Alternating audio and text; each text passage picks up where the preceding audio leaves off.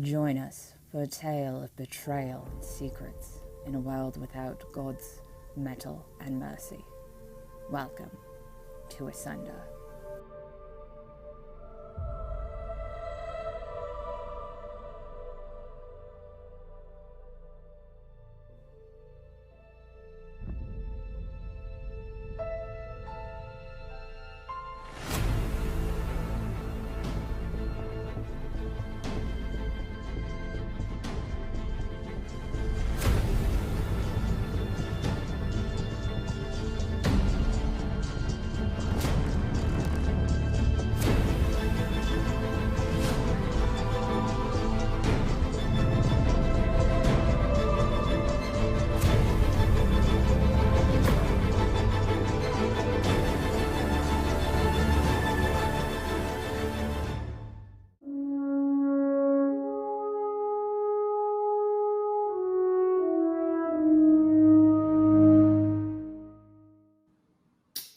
How's everybody doing? Oh yeah, I'm ready to go. You can see.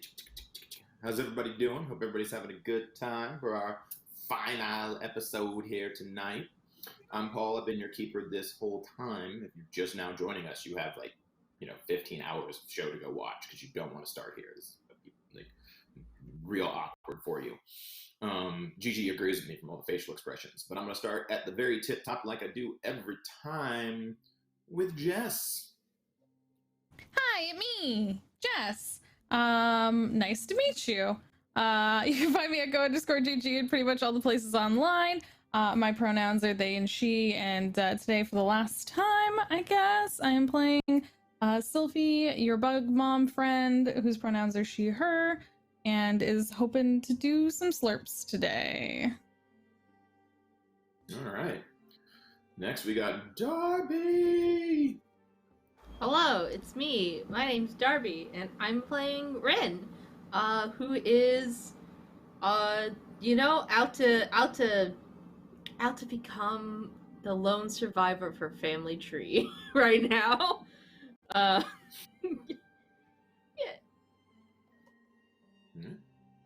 There you go. Down to Gigi. Hey, I'm Gigi. I am Talvara, whose pronouns are she, her, and as Gigi, my pronouns are anyone that you choose as long as they're not it, because I am still a human, unlike Darby, who I know is possums in a skin suit. And today is the day that I avenge my brother's death, who I just found out was dead, Dayra.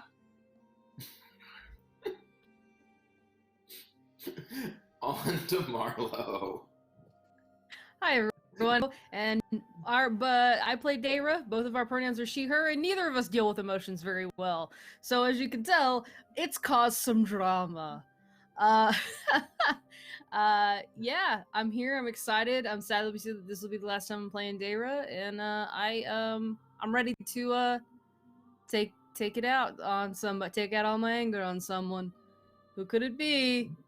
Definitely not a captain of a ship I was on at one point, and then that captain killed my lover. Never. Couldn't be them. Not at all. And Spencer. Hello, I am Spencer. My pronouns are he, him, and I am playing, for the last time tonight, Amaranthus, who uses they, them. They are ready to maybe actually be helpful in this fight, and they/me have some tricks up their sleeve to get ready for this. So let's rumble, folks. Let's rumble. All right. Well, before we get to the rumble, I got to do some lovable shout-outs. We got Tin Star Games, who hooked us up with Relic here on the channel. We got Evil Hat Productions for our Squadron. We got Helm's Gate for Colt, Grinding Gear Coffee, and Dice Dungeons as sponsors. And last time, I'll throw this over to Spencer so he can do his favorite part. Yeah. Our last sponsor we have tonight is Modifius. Modifius makes such fine games as Star Trek Adventures, and one that you can also see on this season with the Fallout 2 D20 system. Check them out. They're a cool company. There you go. I know how much you love doing that. I truly do, and it's going to be sad to not do it anymore. Well, I believe the temptation was thrown out, so I'm going to leave that a whole lot of other stuff there. All right. So when we last left our protagonists, they were all huddled in a wall, very similar to making sure everything is happening and going on. They're kind of spying on the outskirts of this meeting of interesting individuals, I guess is the best way to put it. As the ships start to come in, they'll notice some patrol boats around the area. They will also notice what appears to be, and Rin quickly realizes what it is a skimmer sky ship, which is a much smaller boat that can travel on water or float up into the air. From the sky ship disembarks a couple of guards, some other individuals, and eventually it appears that they set up what appears to be almost like a doorway made out of plants. And out of the doorway, after a big shimmer of light, her uncle walks. It hangs out near the edge of the docks nearby the boat.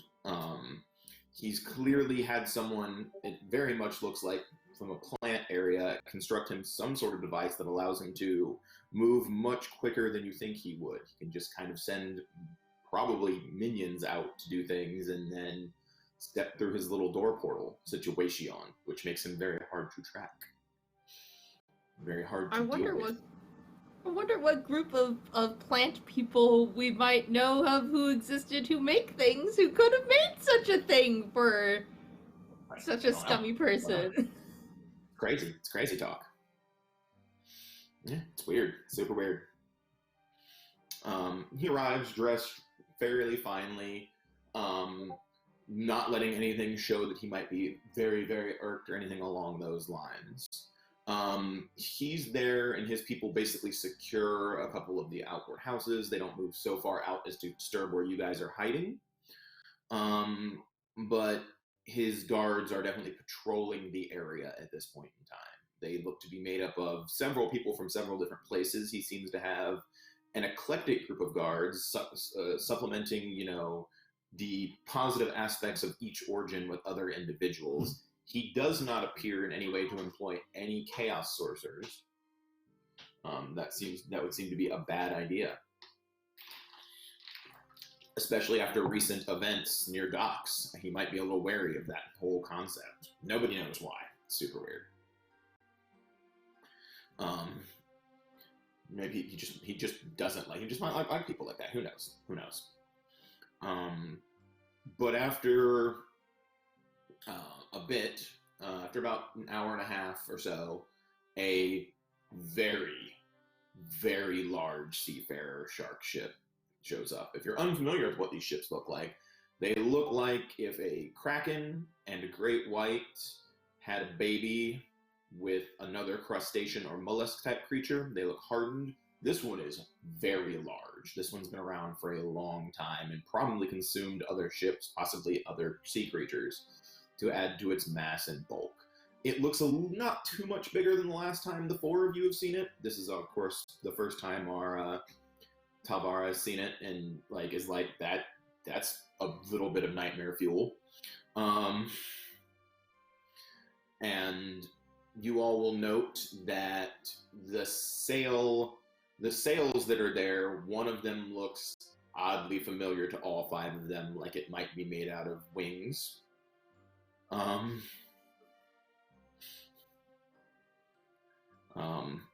And been repositioned to hoist as half trophy, half denotion for other form of propulsion.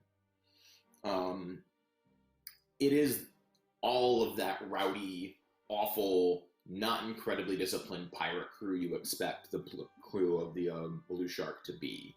They are looking over the edge, they're yelling and screaming, they're ranting and raving, and being all sorts of the crazy rowdy as they pull up to the only dock in the city, the only dock in the town that's large enough to host them that you guys have already mined.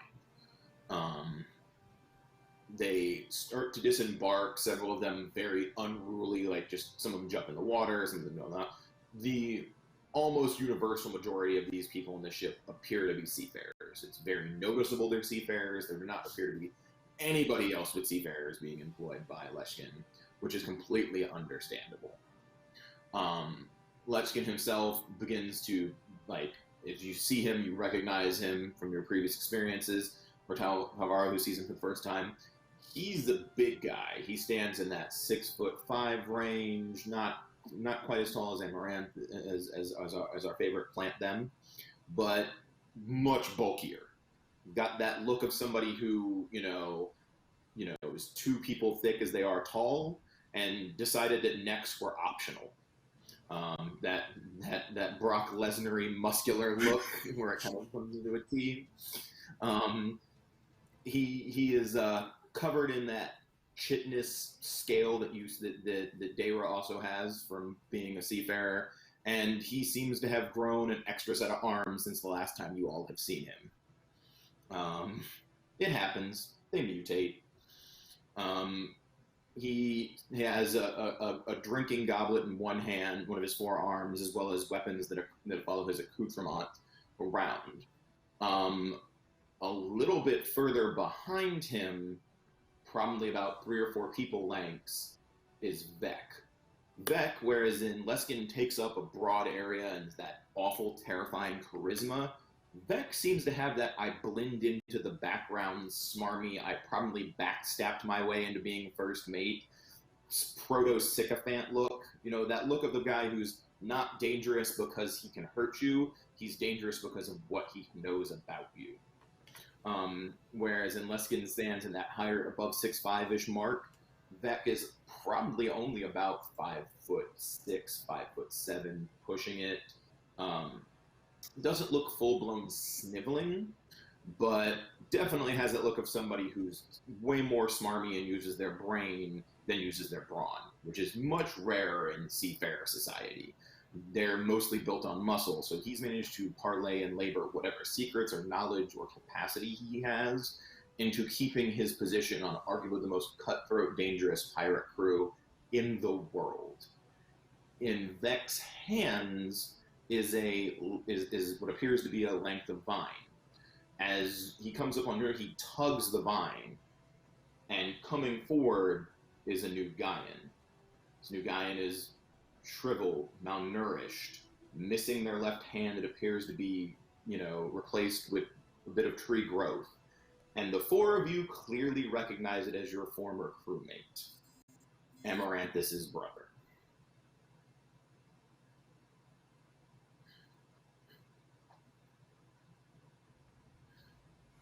Aka squeeze me? What?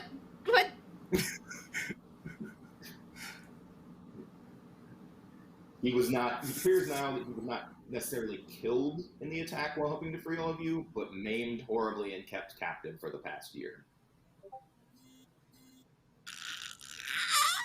Oh, cool!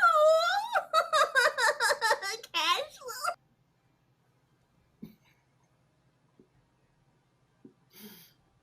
You need a moment there, Darby? You need a moment? No, good. We're just gonna write some. Yeah. There are noises there. I believe they're an attempt at language, but I'm not quite sure, so I'm making sure you need a moment. That's good. We're fine. You can just move on. It'll be fine. Everything's fine here. Well, pay no attention. Everything's fine. He's clearly been kept. Behind him, there are a couple crewmates carrying a box. It looks to have been grown around it. It looks like a container. It's similar to what looks like was set up for your uncle before he arrived, but not exactly the same. So there is some speculation that maybe they got him to build more onto that particular contraption before he arrived.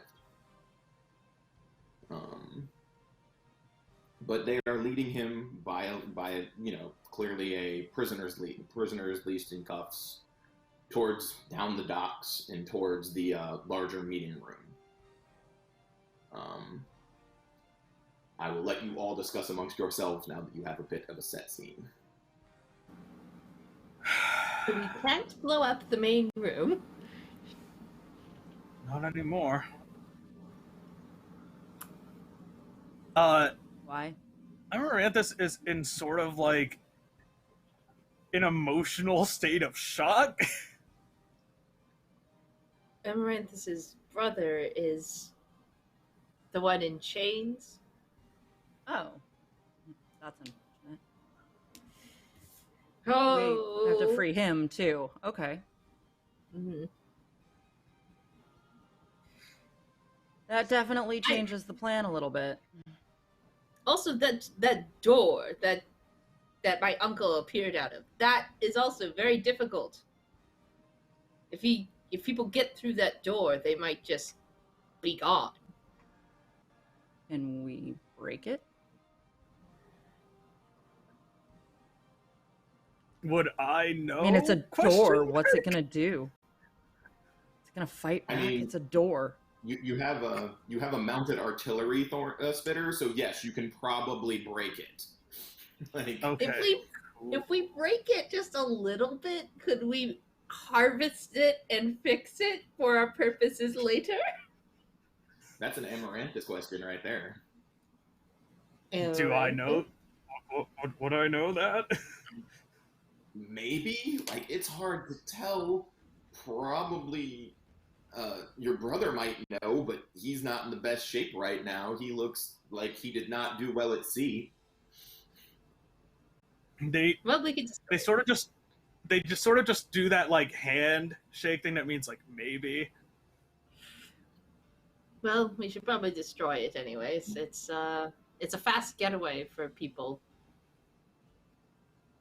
And we I don't think we'll Yeah. know whether or not it's a little destroyed or very. We won't know the difference between a little destroyed and fully destroyed, basically.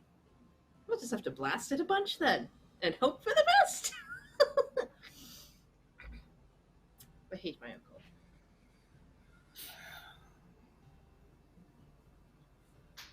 Alright. So what would people like to do? Or is there some more roleplay that I'm interrupting, Spencer? I can be quiet. You seem to be making puppet Yeah. noises, so I'll get your roleplay on. No, you're good. Just very silently, they're like,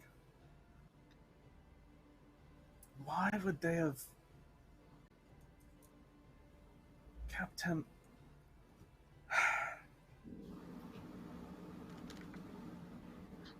Perhaps to make magic plant doors?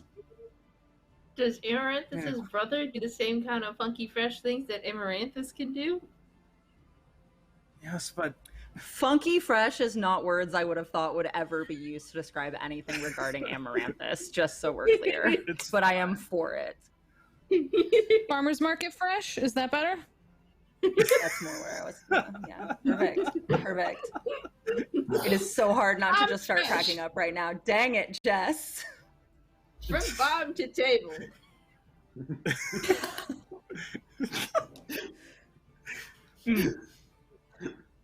Well, I guess we'll have to give them some fusion. Let's go. Was gonna say, I think we need to also get rid of the ship as well. As quickly as they can get through that door, ship's almost as fast. Yes. Shall we split up and both start having some fun with the equipment? Is that the best bet here? Actually, Keeper, can I ask any character thing? Like, the door is made of plant matter? Mm-hmm. Plant matter that could be eaten by bugs? Yeah. I mean, your people are known for being destructive. That's why the new guy and plant people fear you, is your ability to destroy things with your bugs. Cool. Just wanted to check. Yeah. No You have a reason. couple of Asking options for a to friend. destroy it. Everyone's going to eat this game. It's great. All you can eat bouffoir. oh, Eat the bourgeoisie. Jesus. What she's gonna do. Yeah. Let's see here. Yes, you could very much probably use your bugs to directly attack the door. You have a couple of options in the way to destroy it. Cool. Okay, so we need to somehow separate the boat from the dock. Or get the boat to sail away from the dock, whichever we can make happen. We need to kill this door, ruin their escape. All you got to do with that thing is let it go. It'll go. Yeah, we gotta get there. That ship's insane. That other ship, though, can we steal it? A flying ship sounds fantastic, to be honest. You could try to steal it. You could also try to destroy it. Your new Yeah. artillery thorn, your artillery splitter you bought at the last game would be able to target it. It's also not nearly as hardy as the seafarer ships. It's made of much lighter materials. It's designed to fly and not, propel through the water and eat things. Mhm. I know. There. I know you want to keep it, and I get it because it is interesting, but it's an escape route for them. And it's another easy escape route. We need to take out all their escapes. They need to be stranded. And then they have no choice but to fight us. One day. Get my hands on ship. Yep. Alright. So, get the boat away from dock, ruin the door, destroy the ship, and then kill everyone except for Amaranthus' brother. Right? It's a little We don't need to simple, interrogate any of them. but yes. No. Well, how complicated do you want it to be?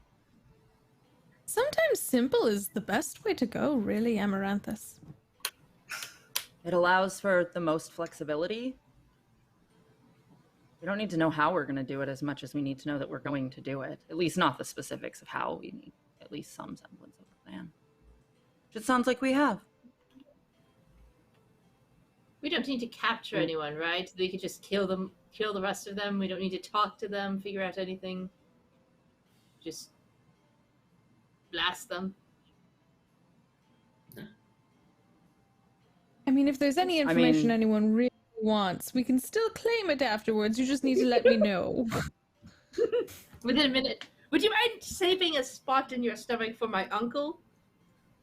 I will try and keep that in mind. Thank you. Just for you. Oh.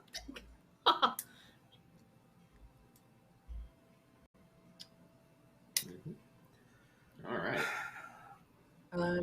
Rin, I assume you're going to be floating around handling things. Most likely, yes. Take Rax. Take him with you. He's a bit of a distraction and a pretty vicious fighter. Oh, he will absolutely pad over and rub up up you, shoulder right up on it. Yes, Like very good. wings Yes. unfolding and starting to flap behind him. As he just slowly rises up like a terrifying flying bear. Yes, hello, yes, you're very cute. You're going to rip apart anyone who gets too close to me? He just gnashes his teeth at you, looking tough. Yes, look at those sharp gnashes. Oh, he's smiling. He's a sweet baby.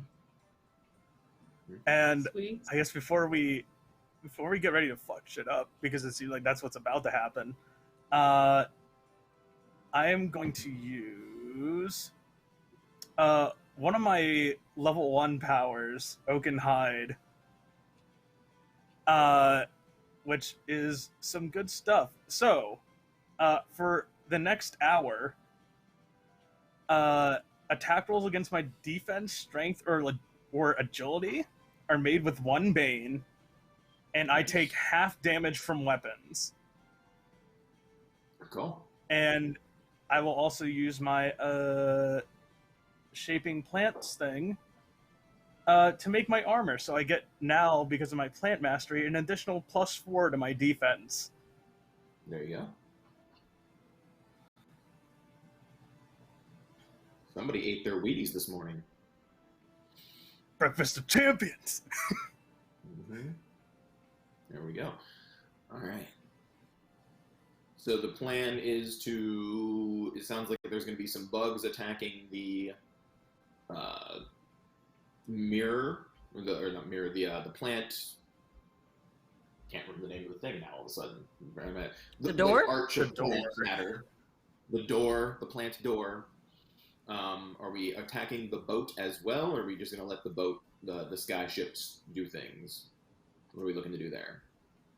Probably target the sky ship with the artillery thorn, Okay. and we put glass on the dock, right? Because as long as that's We just already put glass in the dock. blasted.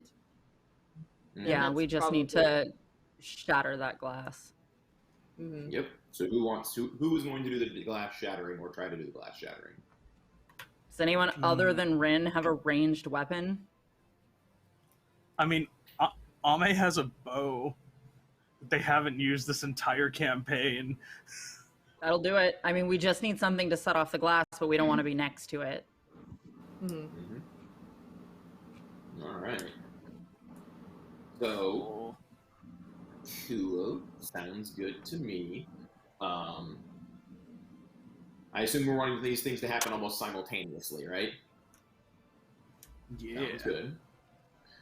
Jess's is easy because she just directs her insects. Silphi just directs her insects to eat the door. It's going to take a couple turns, but they're going to walk up there and start eating the door.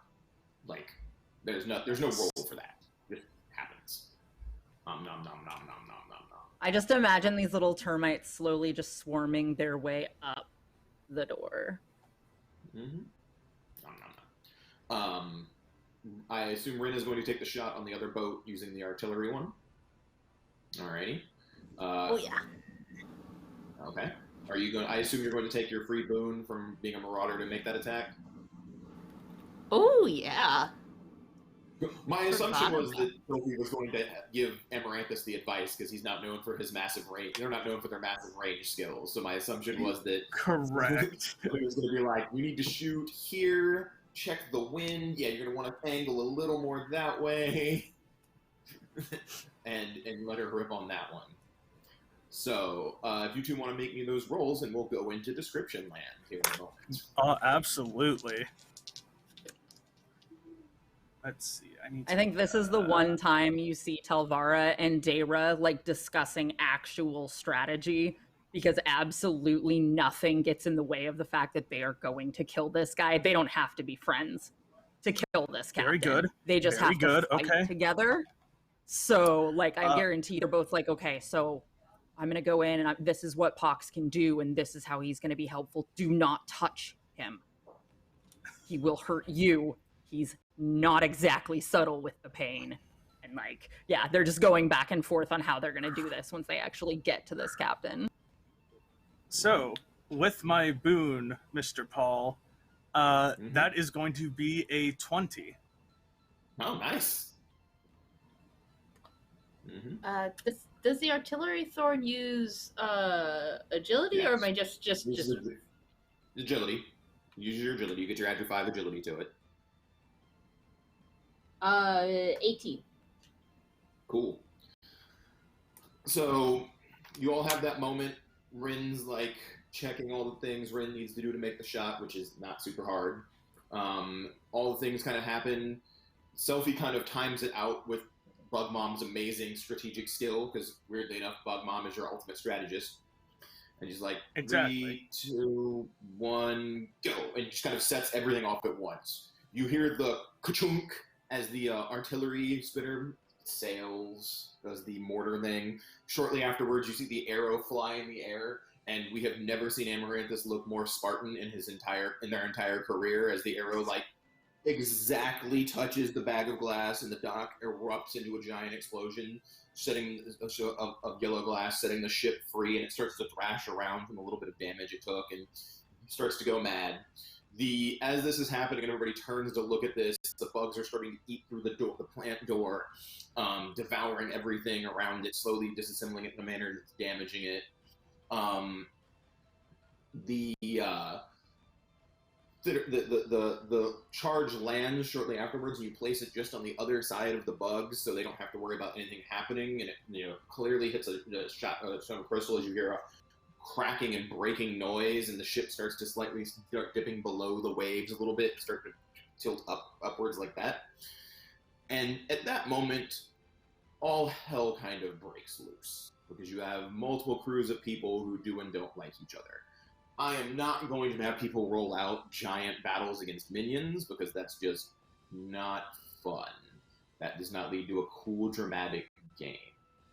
So what we're going to do here is I'm going to go around the corner starting with Darby, because I know Darby has a very clear agenda, and discuss how many people you kill, how you kill them, and then I will assign how many health levels of damage you took while murdering the people you were murdering to try to get to the fight with your uncle. And that's what we're going to do around the table, and I'll do some descriptors as well. Because it sounds like that's what happened. So as you guys dispense all the minions, Leskin with Amaranthus's brother, basically like tied to his belt line with the cuffs, with the link to the cuffs, comes tearing out the side, one side of the door towards his ship, the Blue Shark, that is now ravaging around that area, and starts to head that direction back to where the docks where his ship was. Vivek and your uncle head out the opposite side of the building with a bit of their entourages and start heading back up towards where the door is. They kind of reach it and look to go through it. Instead of passing through the door where they would, disappear, they both kind of walk out on the other side of that, and they both look rather annoyed.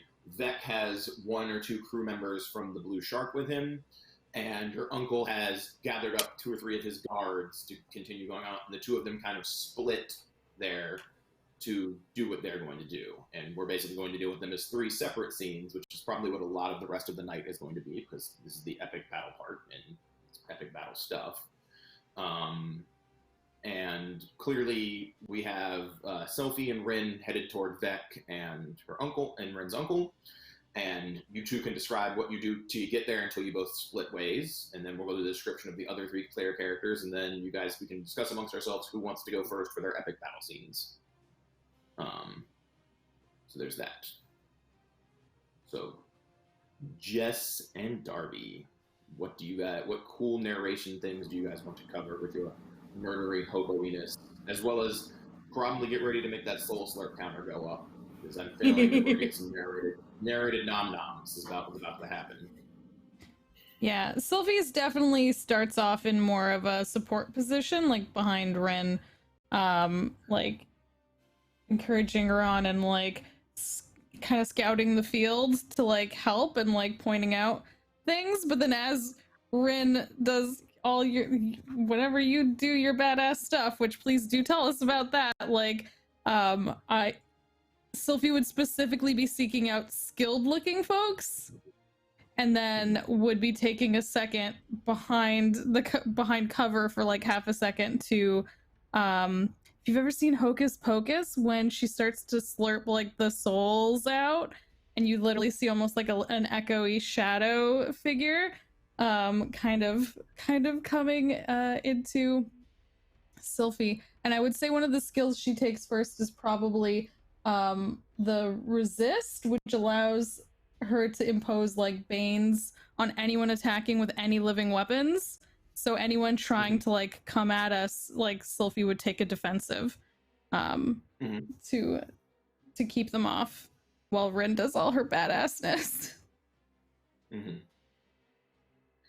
So let's hear some badass Rin descriptions, and we can get back to describing Silphi reaching critical mass of terror here in a little bit. Anyways, I just started blasting. Rin is using a lot of needle blast charges. Just like as they're kind of like, since there's like groups, she's just going to just go bang, bang, bang, bang, and just like floating in the air, just needle blast as hitting as many people as she can, and just just blasting them. And leaving anybody, if they get like severely impaired, she's not going to like super focus on killing them. She is just hunting her uncle, just wherever he goes and his little entourage. She is like following them with Rax in the air with her. What is Rax doing, Gigi? Because Rax is with them. Rax is probably acting as a very large, very scary distraction, specifically trying to draw attention to himself and away from Rin, so Rin can get clearer shots. And anytime he gets close to something, he just starts gnashing at its neck. So his big fuzzy snout's probably a little covered in blood at this point. Fair enough. All right. That seems to fit pretty well. Go ahead and mark those needler charges. How many people do you? So you don't actually intend to kill. You're just looking to maim and dismantle folks as you go through. And Silphi is spending a lot of time just eating some souls on their way through with the things. How many souls do you want to have nom/other powers you've stolen and then activated? Well, you see, if I eat too many souls, it gives me a tummy ache, so I don't want to have too many. However, another key ability that Silphi, if you haven't noticed, Silphi's quite old. Silphi's been doing this a while, so Silphi has some strategy in mind, and Silphi would specifically there's another, I think it's a new Gaian ability. I can't remember. I have it written down. No, it's Picari, the one you don't like saying. And it allows Silphi to specifically dump some strain and do some healing with one action. So thereby clearing her tummy ache and being able to do more slurps.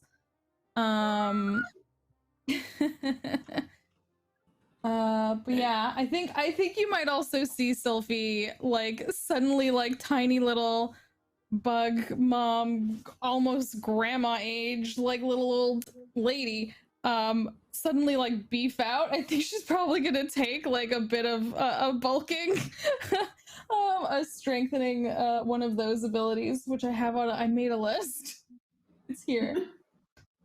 So she's suddenly like, she's still this tiny little thing, but suddenly she's like beefy tiny. And she could just like, grab one dude, grab another dude, and like knock their heads together and like keep going. Sounds good. So it's a lot of a Silphi in motion stays in motion until acted on by a larger force. Yeah.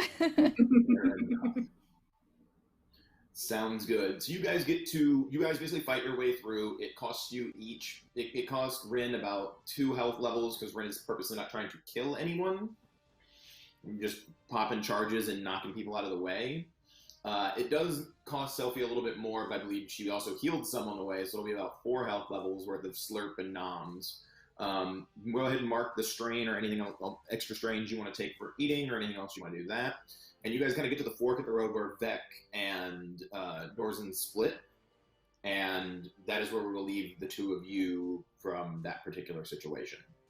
How many needle blast charges will I have used? I'm gonna say 3 because you're trying to hit 3 groups of people. Like you're flipping around. I'm gonna say 3 needle blasts. And now we have our larger group who have some very, very interesting agendas now that used to be all murder, and now they're like, murder plus save a life. Life is weird. Everything got strange. So the 3 of you kind of head into the bigger part of the fight because there were way more of Leskin's crew than there were of the entourage with the uncle. And so you all start heading out that particular direction. You will note that the case that went into the main area did not come out of the main area. So whatever package they brought in there, they didn't immediately take out when they started noticing what was going on. But Leskin starts to gather up his crew through that sheer force of personality and terror, and starts to organizing them into way more of a war band to figure out what's going on as you all head straight towards him. And they, begin to start throwing people at you as you all begin to engage them in combat. Describe how you are beginning with the stabbings and the whippings and probably the gnashing of teeth for some of us. You can start with Gigi if Gigi would like to start. I think Talvara's before she gets to the main guy, she's not expending much of anything extra that she doesn't need to. She does activate the poison on her armor. So the scales that look like Pox's scales start secreting that same oil that his do. And it's great axe swings all the way through. She's just charging and chopping people down as she goes. She is single-minded. She doesn't know Amaranthus's brother. She knows they want to save him, but she's avenging hers. And that's the goal. Fair enough. She is keeping Pox on her shoulders. She's not utilizing him. She does not want him to get hurt in this minor battle. Sure. How many people do you want to cut down on the way? Well, I mean, all of them, obviously. You can't ask me how many I want to cut down. All of them. How many people did he actually, how many people are there, I guess is the question. Because I know that there's three of us and we're all going to be fighting, so. Between you and him, there's probably, between him and his core group of people that he's kind of rallied, the other crew that are between you and him, there's probably upwards of 18 folks between the two of you. He has a crew of just shy of 100, so.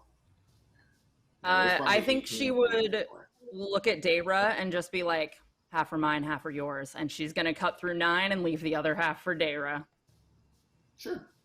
You're going to cut through 9. It's probably going to cost you about 4 health levels. You can refresh those how you want or keep the 4 health levels down. If you want to use your abilities that let you refresh health levels, it's totally legit. If you don't do that. Because everybody has some powers for that. All right. Oh, did Rax take the health levels too? No. When Rax? Okay, cool. Rax took 2. You can mark Rax down for 2 because he's flying distraction. Rax was purposely not killing people, and Rin was purposely not killing that many people, but trying to maim as many as she could to get through as fast as possible, rather than taking the time to bury her axe into somebody's throat to make sure they bleed out into the ocean. I'm going to go ahead and go with Amaranthus next, because I'm sure Amaranthus's priorities might have changed a bit. Yeah. I think they're in the same group that Talvara and Dayra are, because we are also headed toward Lishka. This is probably the first time for anyone in the group that has been with them. They are mostly just dead silent throughout the entire battle. But you can almost feel seething rage emanate from them. And however many people they kill in this, they are pretty much brutalized. I'd actually like to escalate via my fatal flaw. Sweet. Which is you are fiercely protective of those you travel with. Woe betide those who do them wrong. Sounds good. And I like to think before we actually get to our big battle, after bodies have fallen, you can't really see their face because of the armor they've created and the oaken hide they now have. And after that, they'll just look at Lishka, and you'll see the armor sort of peel back a bit. And there's this almost... I'm not sure what kind of smile it is, but it is a terrifying one, to say the least. And just looks to Lishka and said, "Hey there, Lishka. Been a while." We'll get to Leshka's response when we finish everything else. Yeah. And I think of the 9 left, they probably take out 5. Fair enough. All right. Go ahead and mark off 3 health levels for killing 5 folks before you get there, because you are probably calculating and very ragely going through. And last but not least, we have Dayra, which I don't think has Dayra gone full full roid rage, or is Dayra raiding to go roid rage? Oh yeah, definitely already. So she is there up. She downs a vial of demon blood and holds it up, and Octavia wraps a octopus tentacle around it, and it's like this. And as she gets to the first one, she's not looking at this person. She's not even looking at what they're doing. She's looking right at the captain, eyes locked. Mm-hmm. And she grabs this guy through with her sword, and you see the Octavia just slams the glass vial into his face, and then she rips him off of her, and he falls to the ground. You see her going to the next one. She's slicing him. The reason to take out as many as Talvara is because she's knocking him to Talvara. She's get the fuck out of my way.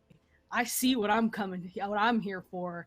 And she's just stabbing and not hitting him back, and like Octavia slapping him in the face. Like it's just so she takes out those four while knocking the others to the others and heading directly for the captain. Sounds good.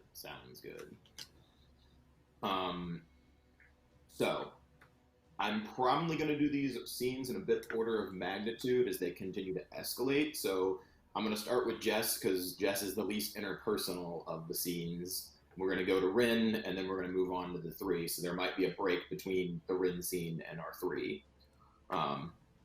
So that's an important notion. So you'll note, Jess, that Vec has run up into one of the smaller houses that you guys didn't bother to really mess with because it was out of the way and didn't seem like it was going to be very much important. So it's not booby-trapped or anything. He runs into the door. Is basically his 2 kind of loyal crew members post up on the door as you continue to all your way through, and you're kind of met with them. What would you like to do? You're just gonna. I assume it's probably just gonna roll up and keep going, or are you sending your bugs first, or what are you looking to want to do? Yeah, I think definitely, even though Silphi has done a lot here to improve her physicality, even though she is little buff bugbushka grandma, even though she has healing, strain removing, weapon mitigating powers, I think she's still gonna go with like the classic of sending her bugs in for the first guard, and then like without even entering the building just send her living whip in on the second one and yoinking him out, and then just like calmly walk into the building to say hi to Vec, who like you said, unlike everyone else, this isn't even personal. Like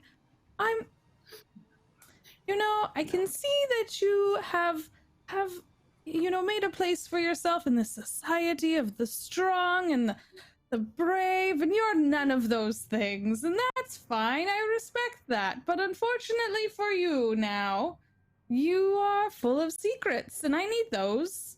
So, and she's gonna go ahead and like kill him and slurp the secrets. Sure. It is a fight. It's not personal. It's business. It's business.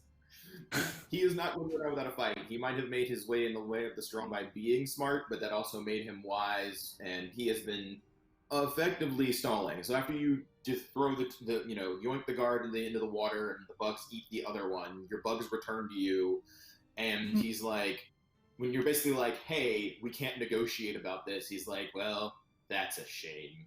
And like goes and levels his arm at you, and apparently, it's gonna be time to fight. But you are the PC, so you get to choose if you want to go fast or slow. I will start with fast, please. Sure, then you will both go fast. So you get to go first. Let's go fast! So I want to use my bugs as my prepared action. So I'm going to send my cloud of insects. Okay. And, because I could do that on a triggered action, send in your cloud, you get the benefits of the cloud. So anything the target does is with 1 boon, and anything Sorry. Anything I do is with 1 boon, and anything he does is with 1 bane from the bugs. And then I'm gonna go ahead and attack with my lashing poisoned whip. Mm-hmm. Yeah. Does it do all by the those way, things at once? Yeah, it's 2 Yeah, boons sorry. and 2 banes since you got to level 4 and got that upgrade. Oh yeah, it's 2 boons and 2 veins. Sweet. Mm-hmm. I like it. Yeah. You 1v1 pretty well. Wah wah wah wah. Normally I just like sit back and chill and kick it and support my homies because I love and support them, but sometimes you just gotta go do a slurp. It's business. Mm-hmm. Let's do this one. Not bad. Less good. But that is, and I get to use my intellect, so that's 17 plus 3 plus 2, that's 22. Oh yeah, you hit him. Go ahead and roll for damage. Okay. The roll to not be poisoned. All right, he will not be poisoned. Boo. That's a 6.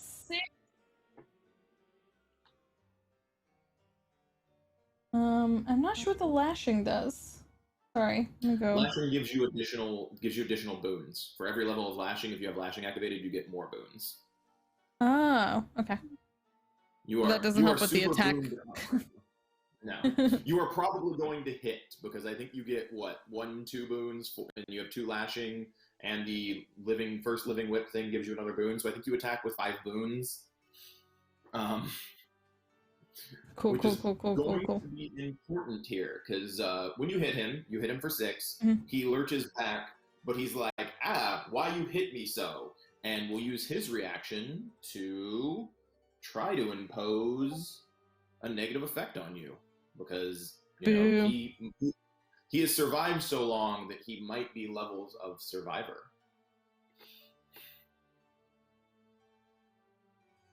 Yeah, but he will fail. He tried to force you to be a little more tuckered, but your strength score is higher than 6, so probably not going to happen. He will pull back his sleeve, and a spitter will kind of grow to full size on his arm, and he will try to take a shot at you with it. Is it a living weapon? It is, so you will reduce damage. He's probably going to miss you, though. Fair. Because a 6 does not hit. An 8 does not hit you, though, does it? So no. So he fires and it whiffs by, because your 2 banes are amazing at stopping him from doing anything. And we kind of move on to the next round. He is going to take a slow action. I don't know what you're going to want to do. Probably fast again. Keep whipping him. Yeah, I'm going to do fast. And then this time I think I'm going to try... I'm gonna actually let my swarm try and bite him this time. Alright. I think they do a little more damage now that I've leveled up, now that my bugs are stronger. Now that I'm a stronger bug mom. Yeah, they get to do a free d6 of damage, I believe, is what it comes down to, so roll it. Oh yeah, they do a free d6, and then if I can hit, they do another 2d6. Okay. Mm-hmm. That's a 6! Yee! Alright. And then you can roll your attack, because you are clearly quicker than he is on the draw. Okay, that is... Oh no, that was less good. That is... that's only a 16 to hit. That'll hit him. Ah! He's not big and scary. He's not big and... He's not Leskin. Leskin's the big scary one. That's your problem, everyone else. I see no problem. I went for the easy meal. Oh my god! I wish I would show you with my camera. I just rolled double 6-6. Sure. Leskin lurches back and is very unhappy about the fact that he is being whipped and beaten by this small woman who clearly is full of awful things and bugs and and let's. I'm so sorry, but also I'm really not. Leeches back and is like, I'll pay you whatever you want, and like starts to try to move away and basically uses his movement to try to disengage from melee range from you. Leaps over one of the tables in the area and flips it over and kind of hides behind it for a moment. Very unhappy with the situation he is in. I'm so sorry, dear, but unless you can find a way to detach your soul and give that to me, I mean, I know you've already tried, I've seen your lifestyle, however, it doesn't work that way, and, you know, I just need it, so... Dun, dun. Okay, let's go. Come on. So you're going to take a slow action this time to try to approach him now that he's put distance between the two of you? Oh, yeah, I guess I have to take a slow action. Yep, so I'll take a slow action. Yeah. He's going to pop up from behind that table and try to bust shots as best he can now that he's put some distance between you. That's fair. This will probably hit me because I'm not that. Yeah. I'm not good. Does a 12 hit you? If 12 is my defense, then it will hit you. Okay. He deals 5 before your damage reduction, by the way. Okay, that's fair.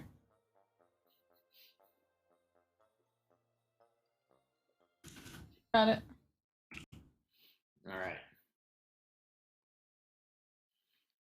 But you may approach him again with your slow action and continue to beat and whip upon him with your bugs and yourself.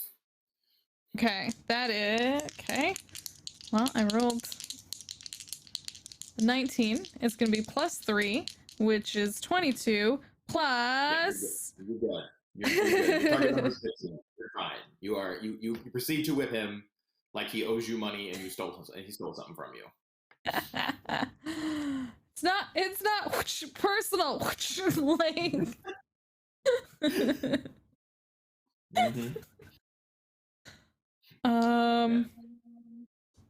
Okay. Oh yeah, and the bugs do 1d6, right? So the bugs do 6, and then the whip does 4. All right.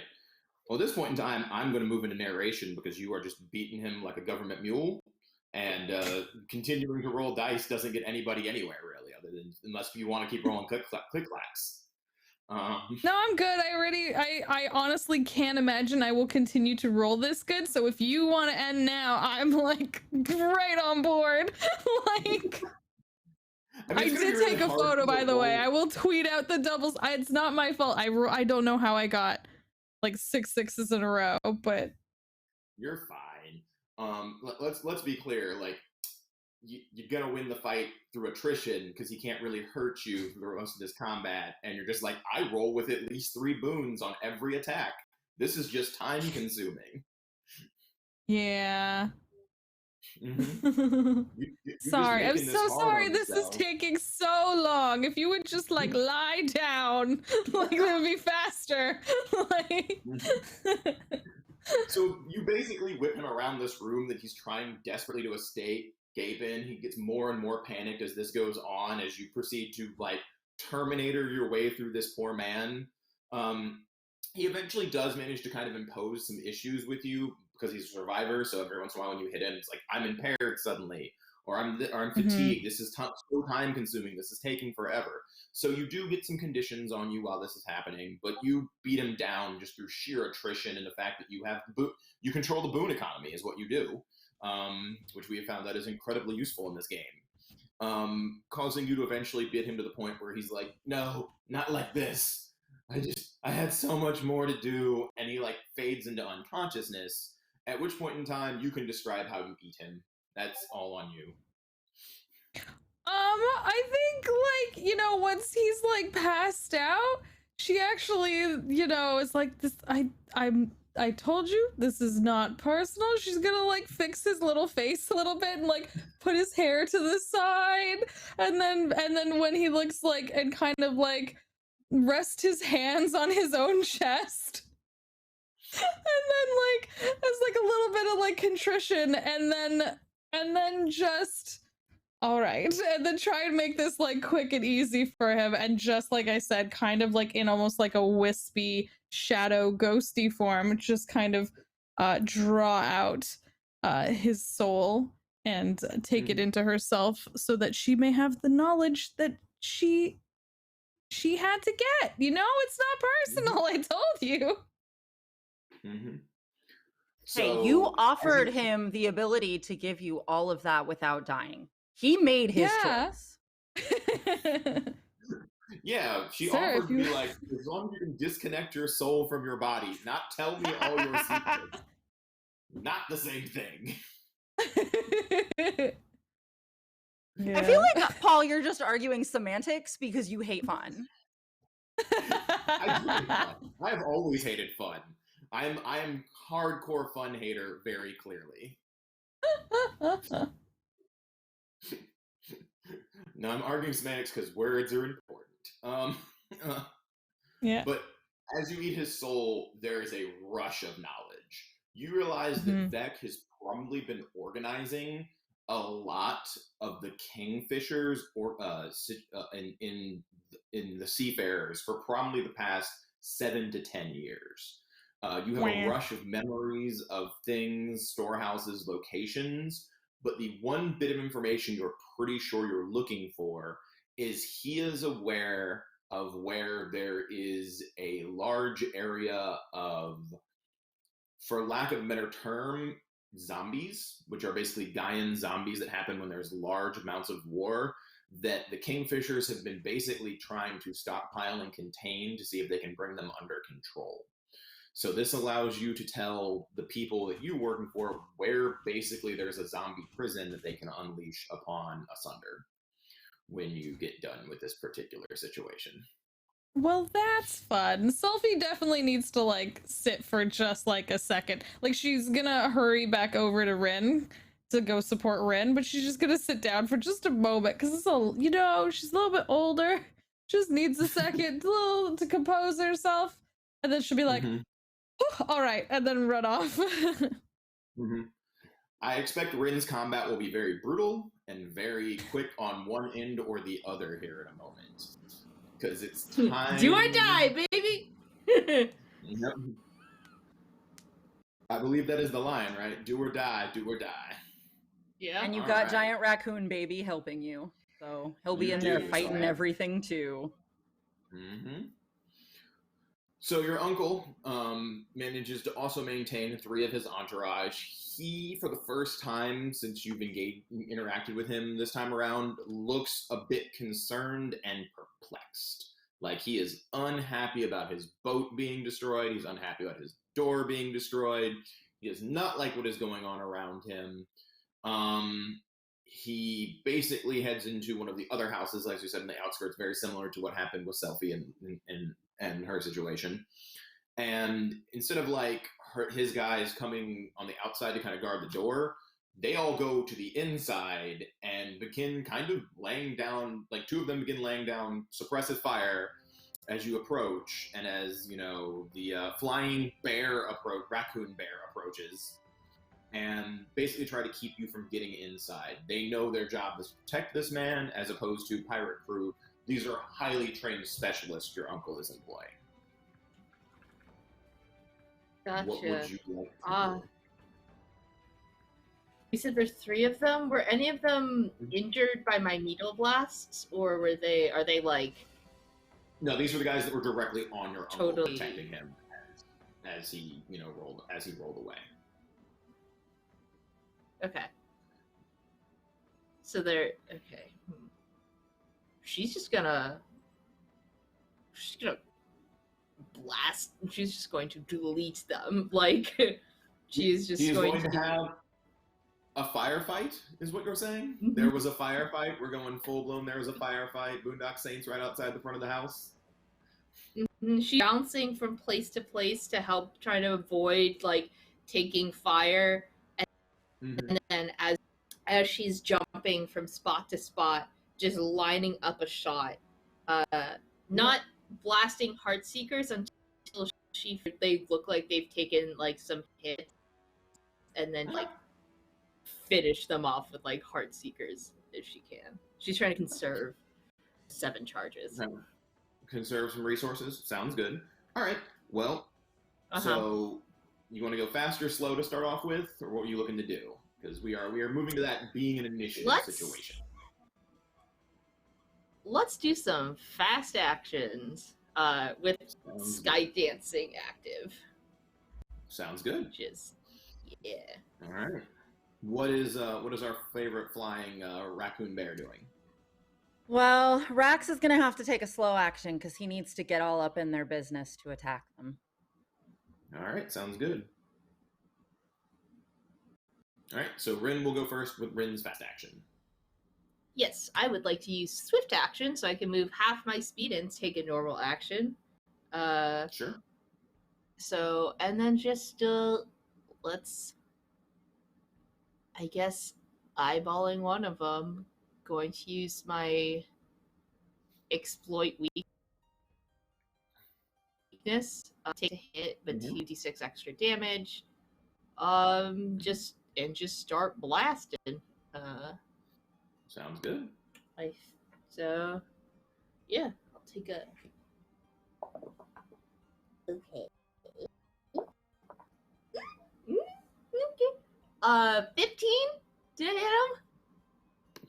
15? No, 15 will not hit the guy in the guy using cover in the door in the window areas. Tragic. And then she's just going to duck behind a building or something. All right. So you're using movement to then duck behind a building to get cover for yourself. All right. Well, one of them is going to take shots at you, and the other one's going to take shots at the giant bear thing that seems to be closing in on them.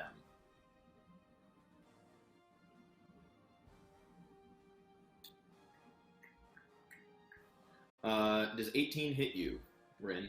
I don't think it does. Not with a bonus from cover. 18. Oh, if I have cover, does it help defense at all? Because my my defense is a flat 18. Okay. The covers give you, I believe, 2 and then 4. So it would be 2 for this. Oh yeah, she is moving and grooving. She is totally fine. And on Rax, 17 hit Rax. I don't actually know Rax's defense off the top of my head. All right. Rax's defense is not very high. Rax will take 8 damage. As he is shot with an arrow out the window. He just shrieks. One of them has an arrow. It's all on It's Rax not now. like a roar. It's like a shriek. That's not very happy sound.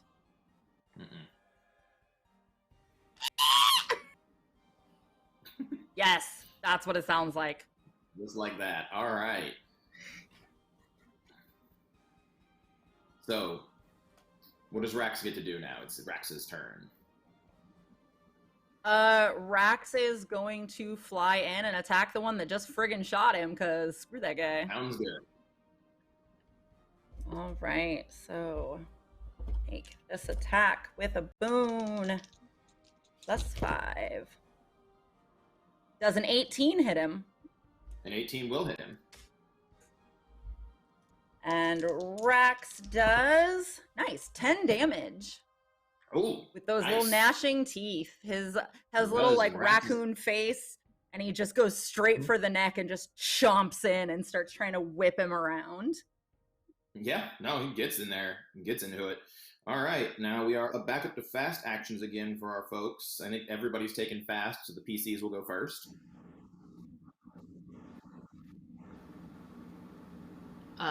Yeah, I'd love to fast actions.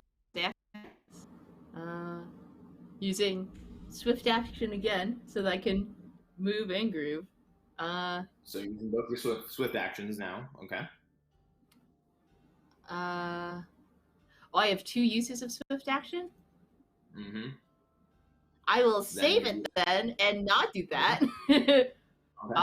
And just peek my head around and just fire, but this time instead of using the no, I'll do exploit weakness again and attack with one bane, and if I hit, I deal 2d6 extra damage. Sounds good. Yep.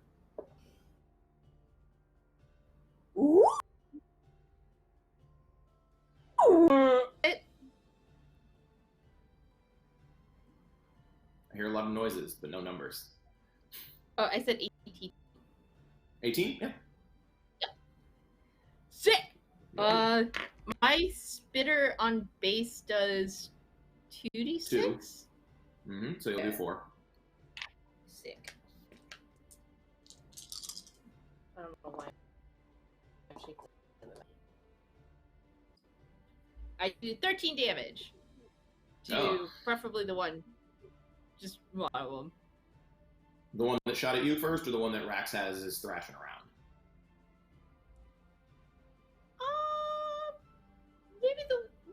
Maybe the one that was thrashing around, just like helping Rax. So Rax thrashes one way, your spitter shot hits the other way, and his head becomes dislodged from his torso, and he is no more upon this plane.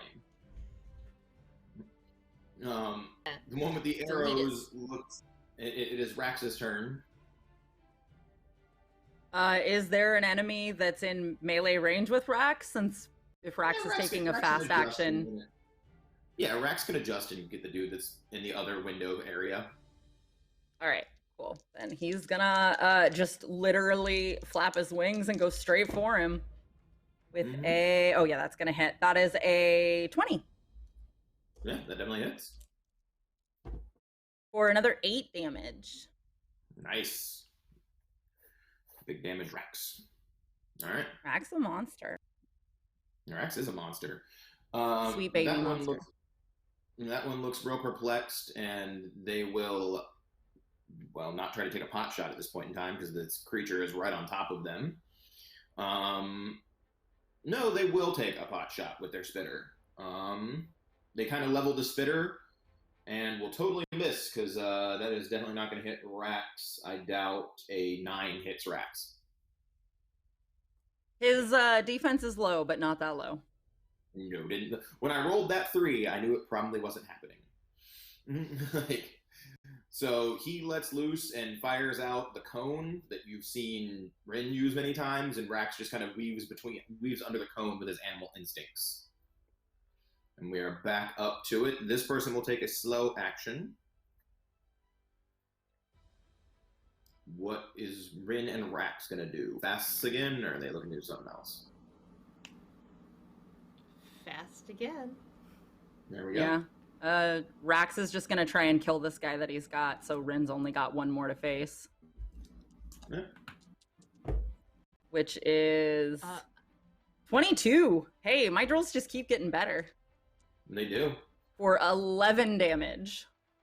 Yeah. Rax is not messing around. He knows if he does well, I guarantee Rin has promised Rax treats he is not allowed to have. So he's got incentive. He does.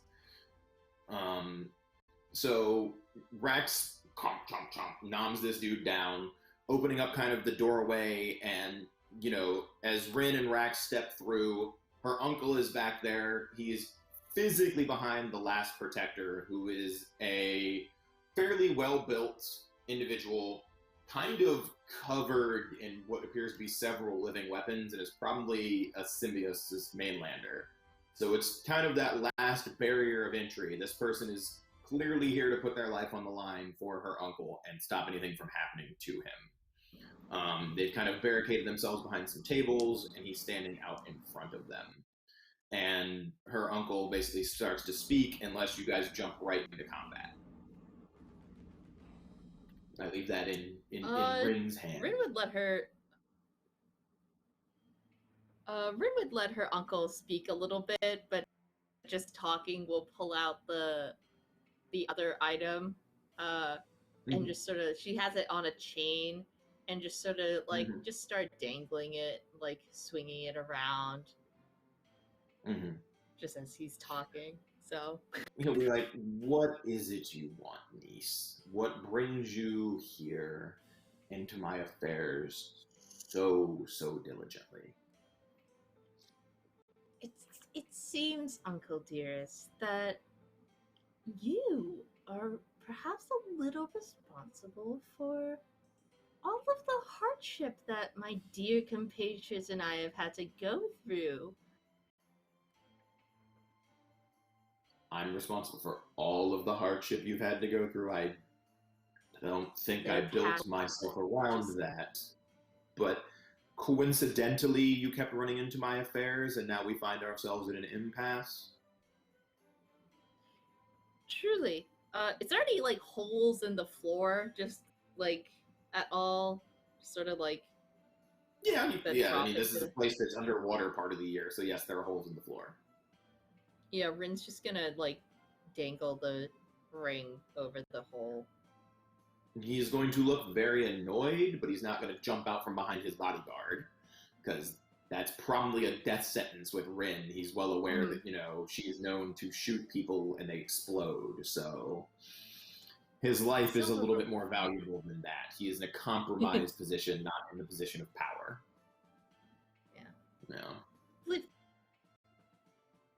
The people of Sun were perhaps a little at the end of one of your little business expenditures. Many people have been on the wrong end of my business expenditures. Are they looking for reparations? Yes, I think in the form of taking your life. Unfortunately, that's not a reparation I'm very much willing to give. Of course, unless you are willing to tell me what this leads to.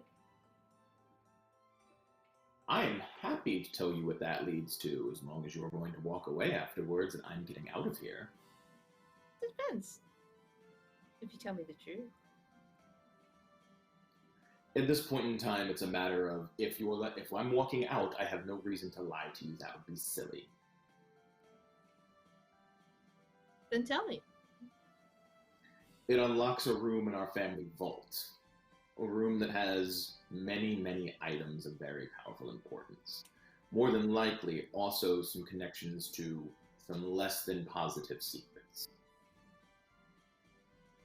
I don't know all of the details. I just know what the logs say, which I won't tell you where they are until I get out of here, because I do need to be able to bargain somewhat so you don't gun me down. So he's saying that there's logs. Yeah. He's saying that there's logs in the vault that are. No, he has logs about what is in. He's got a list of logs of all the items in the vault. That's so boring. And Rin is going to chuck the ring out a window. He is going to look really annoyed. Like, he's like, I could have a spaz attack, but if I get out from behind this person, my niece is going to gun me down, because that is what she is known for doing. Like, he's going to look very annoyed. Boring. Yeah. Well, that was really boring, and I don't really care. So, bye-bye. And she is going to, just kill her uncle. And whoever is in the way, this individual. Sure. Is she going to try to attack her uncle, or is she going to try to attack the person in the way first? How hidden behind things is her uncle? Fairly well hidden behind things. Like, he is trying to get full cover from this rather large person with a shield and several living weapons and living items, and they've kind of tipped over everything to make a barricade so that he's got a chunk of hard cover between him and you, because they know you shoot people with a spitter. So the more hard objects between him and you, the safer he is. Okay. She is just going to needle blast and just try and just shotgun her way through the barricades and this person in front of her. I'm going to use the... Do I have to roll to hit them if I'm using needle blast? They have to roll to avoid it. They roll to avoid. They roll agility checks to avoid, if I remember correctly. So I can't use exploit weakness on this, because I'm not rolling an attack? I do not believe so. I am double checking right now. Okay. Because I have several. Needle blast. I'm like, I went to the wrong book that was open.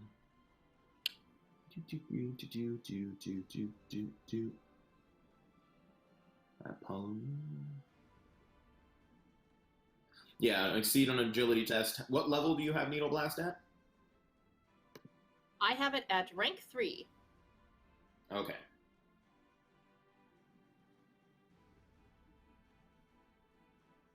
So the bodyguard will make his agility test. Mm-hmm.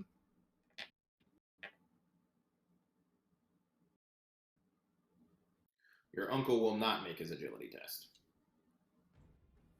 So you can roll damage for him. Even with the cover bonus and the other things and things helping him get some boons, he is not 2 Banes good at agility tests. So you can roll damage for that. Yeah. And I think the guy still takes half damage if or per rank and be impaired for 1 round. On a successful roll, creature takes half damage and is not impaired. Okie dokie. Okay. That is 9 points of damage. Okay. At that, your uncle hunkers further down in the cover. Is Rax taking a quick action or a slow action? Rax is taking a slow action. Okay. Rax gets his slow action before the NPCs get their slow actions. So. Okay. He is going to fly around this big dude and just like land right behind her uncle and just try and bite his damn leg. Just straight down on his leg.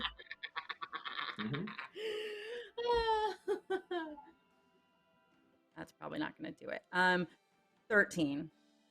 No, that will not. Yeah, I didn't think so. I rolled real bad. I rolled a 3. All right. Well, he chomps at it, and all he rips apart is just like a little piece of the fabric of his clothing. And that is the end of Rex. Her uncle will rip and stab at Rax. 11? Does not hit Rax. Rax is fine then. The much Almost larger hits him. bodyguard. What's up? Almost hits him. The much larger bodyguard will look at Rax, and her uncle will order him to get Rin because the big monster missed him, and he missed the big monster. And the very large bodyguard will close and basically slam into Rin with what appears to be almost a smash attack with the shield.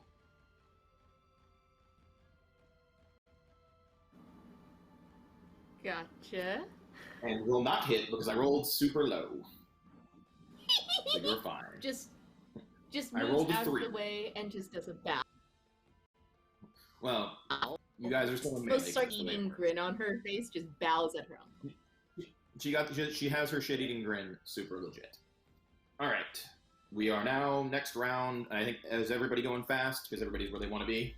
Except maybe Rin, who might want to move away from this large person because shooting in people at super close range is not good. I mean, you guys, you could do the thing again where you try to... Swift action. Mm-hmm. Yeah. Yep. I'm going to do fast action and surprise, use swift action. Yeah, pop your other swift action. Okay. Yep. And I'm going to move away from this dude. Is there a way I can move so that I can get a really clean, easy shot on my uncle? Nah, he's behind a whole lot of cover designed to keep himself away from you. You're always going to be firing into some cover. Okay. So he's always going to have a little bonus to his... Oh, you're going to jump up? Yeah, you can probably jump up into the rafters. Yeah. Yeah. Oh, yeah, sure, you can jump up into the rafters. That's fine. Jump up. Mm-hmm. Yeah, I'm just going to aim down at him. And I would like to... I'm going to use my Marauder ability, Bane, to hit him. Do I get anything from him being impaired? It imposes a boon on him. Or Bane on him. Or a Bane on him? Okay. Imposes a Bane on him. I mean, you get bonuses for him being impaired based upon your other powers for your Marauder. you get a bonus for people when they have negatives on them from your level 2 Marauder. Oh, am I a level 2 Marauder? Yeah. Oh. Yeah, it's I'm, based off our actual character level. So, Mhm. yeah, you're a level 2 Marauder. No. Yeah, I would love to, yeah, I will exploit weakness and use a Heartseeker charge to, heal my uncle. Alright. Yeah. Taking a thing to hit him. I'm pretty sure this is going to hit because I just rolled a 20. And I Yeah, rolled a probably. 5 on the Bane, so with my agility, it's just a 20 again. You will hit. Roll your damage. Cool. So 2d6 for my spitter, an extra 2d6 because of exploit weakness, 5d6 because of Heartseeker, and an additional 1d6 because they are suffering from an affliction. Yep.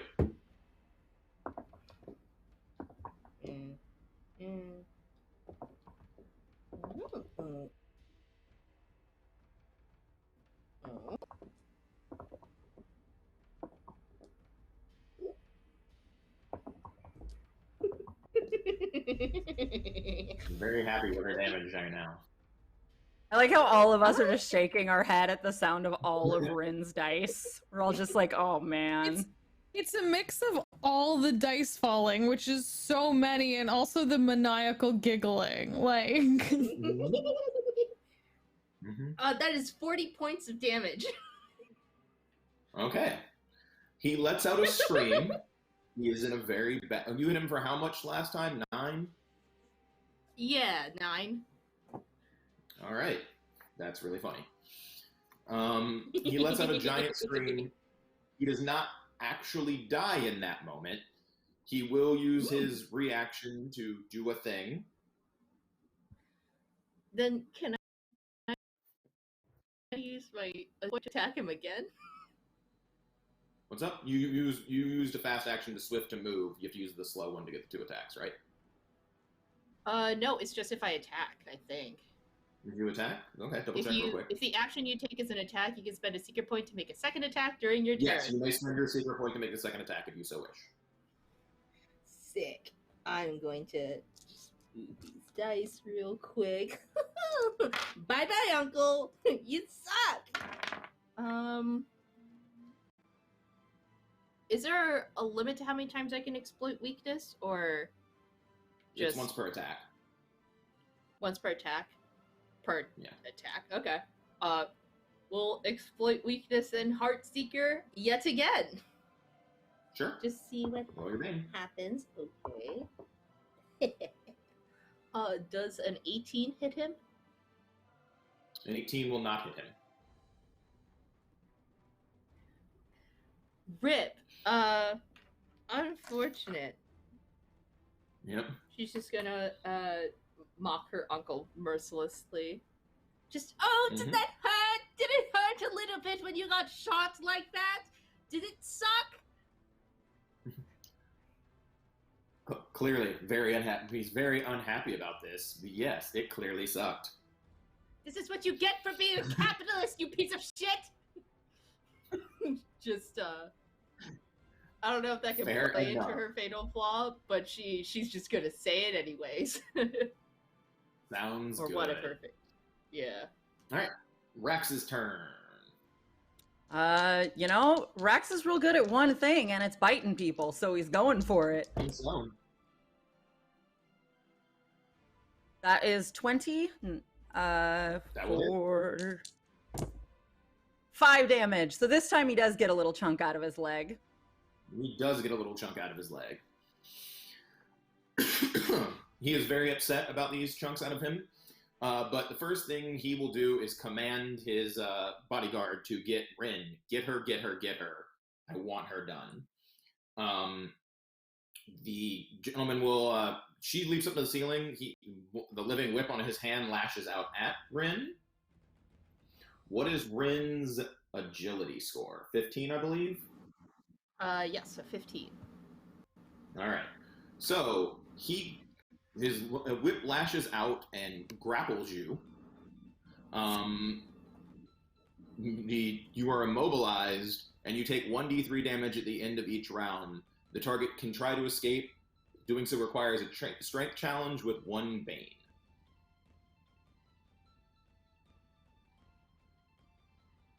So there's that. Does this mean I would be unable to attack if I... Correct. You are immobilized. You are stuck in a whip being crushed to death currently. I thought immobilized was just 0 speed. You can't move. You can still attack. Okay. Oh, you might be right. I'm thinking of incapacitated. You are correct. Yeah, immobilized creature has a speed of 0 and cannot benefit 0. from any bonuses to speed, and all creatures make attack rolls against you with a bane or with a boon. So you can still attack, you just can't move. You just can't move. Ooh. Correct. I got the two mixed up. You are completely right. Thank you, Gigi. I'm a helper and killer uncle. It's the last damn thing I do. Apparently. Her uncle is going to strike out at the very large thing in front of him. Does a 14 hit? Yeah, Rax. 14 hits him. Okay. He will take 11 points of damage as a red glass dagger is stabbed into him. He lets out a very, like, pathetic, whimpery shriek and then, like, crouches down in that weird, like, back-arched, almost cat-like way. Like, he's just like, oh no, now you're gonna die. Mm-hmm. Alright.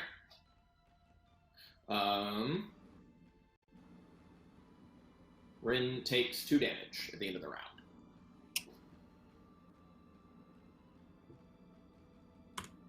Okie dokie. Does trying to break out of it take my action to do so? Yes, I believe it does. You can, yes, because it requires you to make a strength challenge, which requires it to be your action for the turn. So you can bust shots, or you can try to get out of this thing.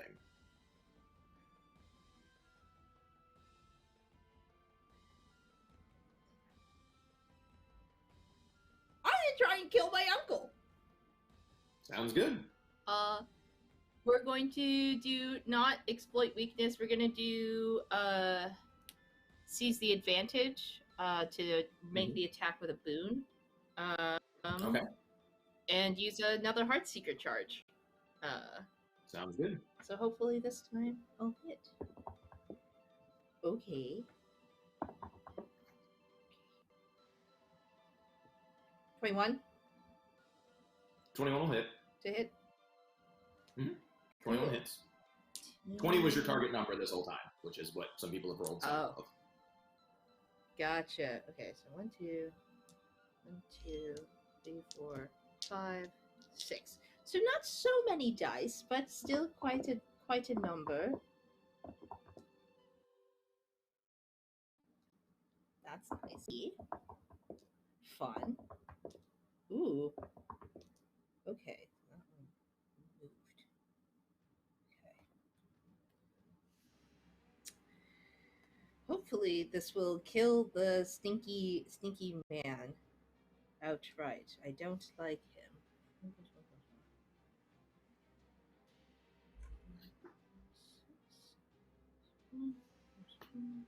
As far as Rax is concerned, this man is garbage, and Rax is a raccoon.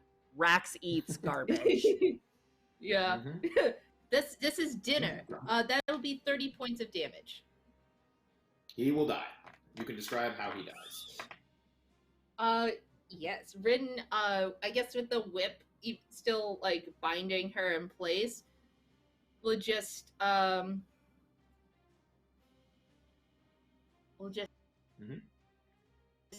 say, guess a game that you love to play. I want you to know it's going to cost your life. So, rot in hell, capitalist pig, and just fucking shablast him. Okay. So, you've completed your major objective. What would you like to do about the last bodyguard? Because he seems to have you in a pickle, and we can narrate out a solution if you would like, because I assume we would like to get to a break here in a little bit and some other things shortly.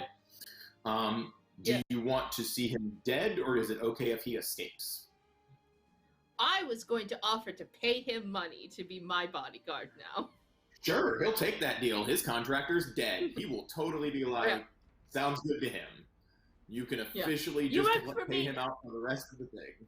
Like, that is he's like, this is an awkward situation for everyone involved now. And you're like, I'll pay you. And he's like, this got a lot less awkward. Money fixes, die capitalist pig, money fixes all my problems. The hypocrisy of that is noted. The anti-capitalist rich girl. Yeah. Yeah. It's easy to say damn the man when you're the man. Yeah. Yep. I'll pay you to leave me alone. Just yeah. That's Rin, everybody. Mm-hmm. Alright. So we fade away from Rin's scene and we fade into the scene on the exploded docks. We have our, poison-covered, armored Talvara. We have Dayra ready to smash. We have Amaranthus pulling back the hood of his very wooden armor. And what do you say to Leshkin? Leshka. It's been a while. Leshkin. Oh, I'm bad at pronunciation. Leshkin. Leshka. And you start to see... Actually, no. I'm going to, if I may, before the break, because I assume that's what's about to happen. Yeah, we're gonna do in your narration. Then we're gonna go to break. We're gonna do this little narration. We're gonna go to break, and then we're gonna get to your combat. Okay. I'm gonna use Strength and Essence really quick to heal myself. Sure. For 4. Mm-hmm. And then I guess that's kind of my thing. If we each get like 1 action before the break. Well, I was going to give you your narrative thing so we can set the scene, because you said you wanted to have your headpiece come back and say something to him. This is way more narrative than burning action. Yeah. And you just watch as... Are we near, like, the coast of this island, basically? Yeah, I mean, you're kind of standing above the docks of the sandbar that was exploded. That's where he kind of started to rally his people. Perfect. That you fought for. You'll just watch as a bunch of kelp starts to lash out of the water at Lishkin's legs. Sure. And I actually need Lishkin to make an agility challenge roll for me. Sure.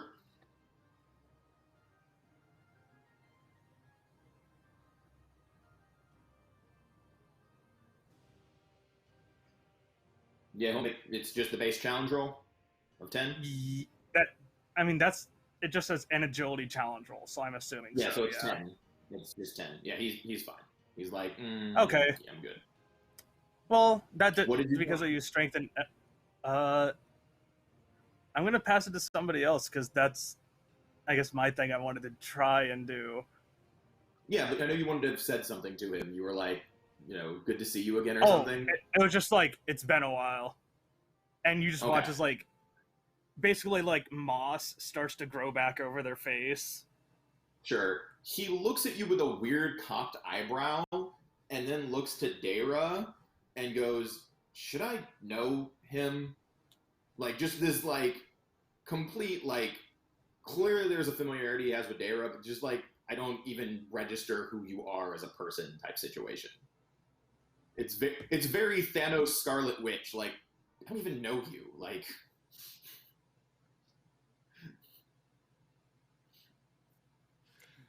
So, what would our other two protagonists like to do right before break?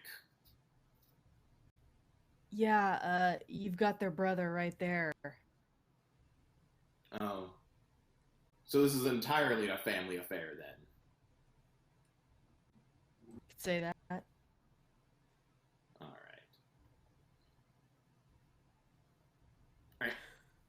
Anything you want to do as well, or no? Sorry, go ahead, Marlo. She just readies herself and is like waiting for her friends to be ready to take this big one. Mm-hmm. That's it. She's just standing there and bearing them down. Okay. Talvara is going to approach, and she's probably going to get like a few feet from him, so there's a little bit of range there. And while she's doing so, Pox will be climbing down and going around him to the other side, and she's just going to stare him straight in the face and go, "You're a lot smaller than I expected, but your ego will probably hit the ground really hard, so that's good enough for me." And she just readies her weapon. That's fair. And I think we have that scene fairly well set before everybody can get their break on, and then we'll roll into this last combat, and then probably some epilogue after that. So, big important one goes last. One with the most feels.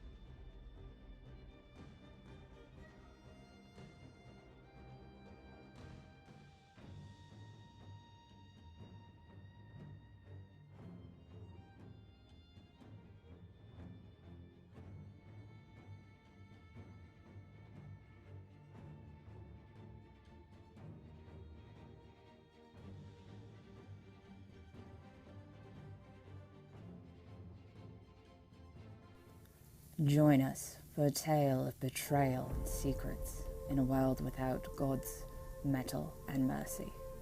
Welcome to Asunder.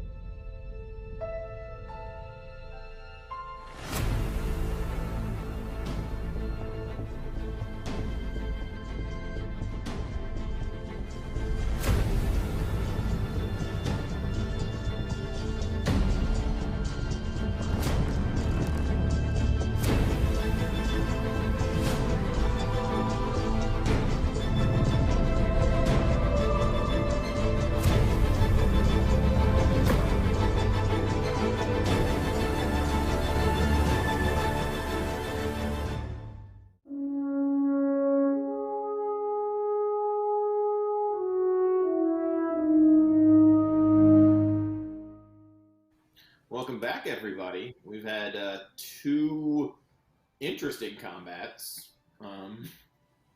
We had a tense situation involving Rin and a very one-sided ass whooping involving Silphi. And now we're about to move on to what some would call the main event.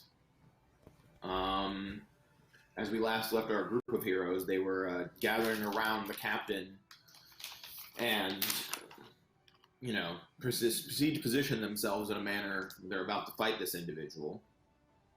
They tore their way through the crew that were preventing them from getting to him. But it seems that some of the other crew members are starting to hustle around, so it looks like some of them will begin to intervene as this fight goes forward.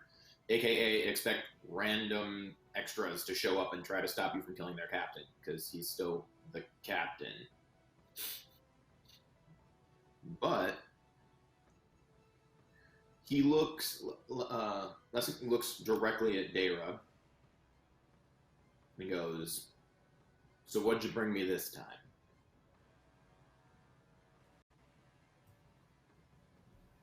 I'll never bring you another thing. No, come on, girl. You've always done what's needed to be done. Yeah, until you stabbed me in the back. Didn't stab you in the back. You're still here, aren't you?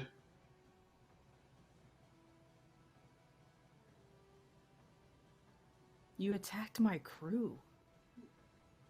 You of all people should know that's just as good as stabbing someone in the back. I thought I could trust you.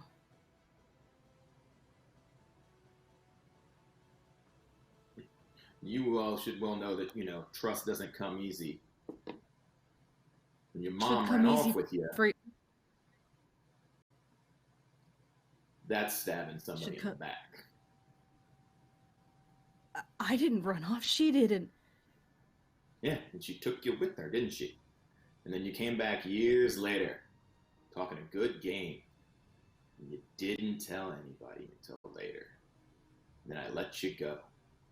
And you used that to try to make some business deals with some people who have way more stroke than you, little one. Now, I'm proud of you because you got far. But these people you're rolling with aren't us. They're not family. They're not seafarers. They're not your father. You are more than happy to come back home and sweep all this under the rug. Happy for me. Trying to make it on my own. Trying to follow in your footsteps. Everybody follows in somebody's footsteps, little one.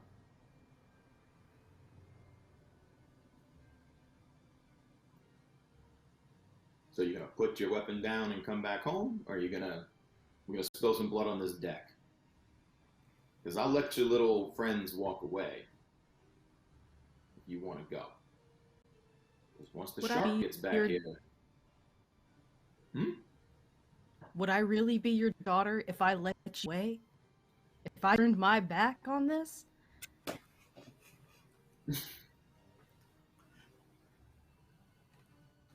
You'd be alive, and we both know that's real important. All I wanted was someone to care about me. Someone to love me. I was only good enough for you if I could fight off another crew or steal something. Oh, you wanted to be treated special. You wanted to be treated like a mainlander, all soft. That's not our people's way, and you know it. I might not have treated you different, but I raised you well enough to know when it's all said and done, you could take over the boat when I was done. You walk away from these land folk now, that's still an option for you. You don't, there's going to be blood on the deck, and I know some of it's going to be mine, but a lot of it's going to be your little friends here.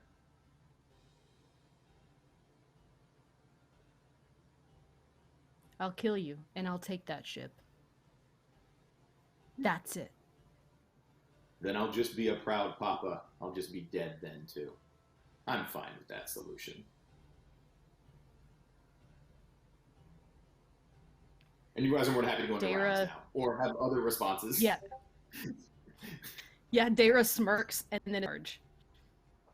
Mm-hmm. I think so. When he says that she would live if she stays, Talvara just mutters, "Only one of you's doing that anyways, and it's certainly gonna be her." Sure. And Darby's having convulsions in the corner real quick, which is, I don't know how it's going. I think, yeah.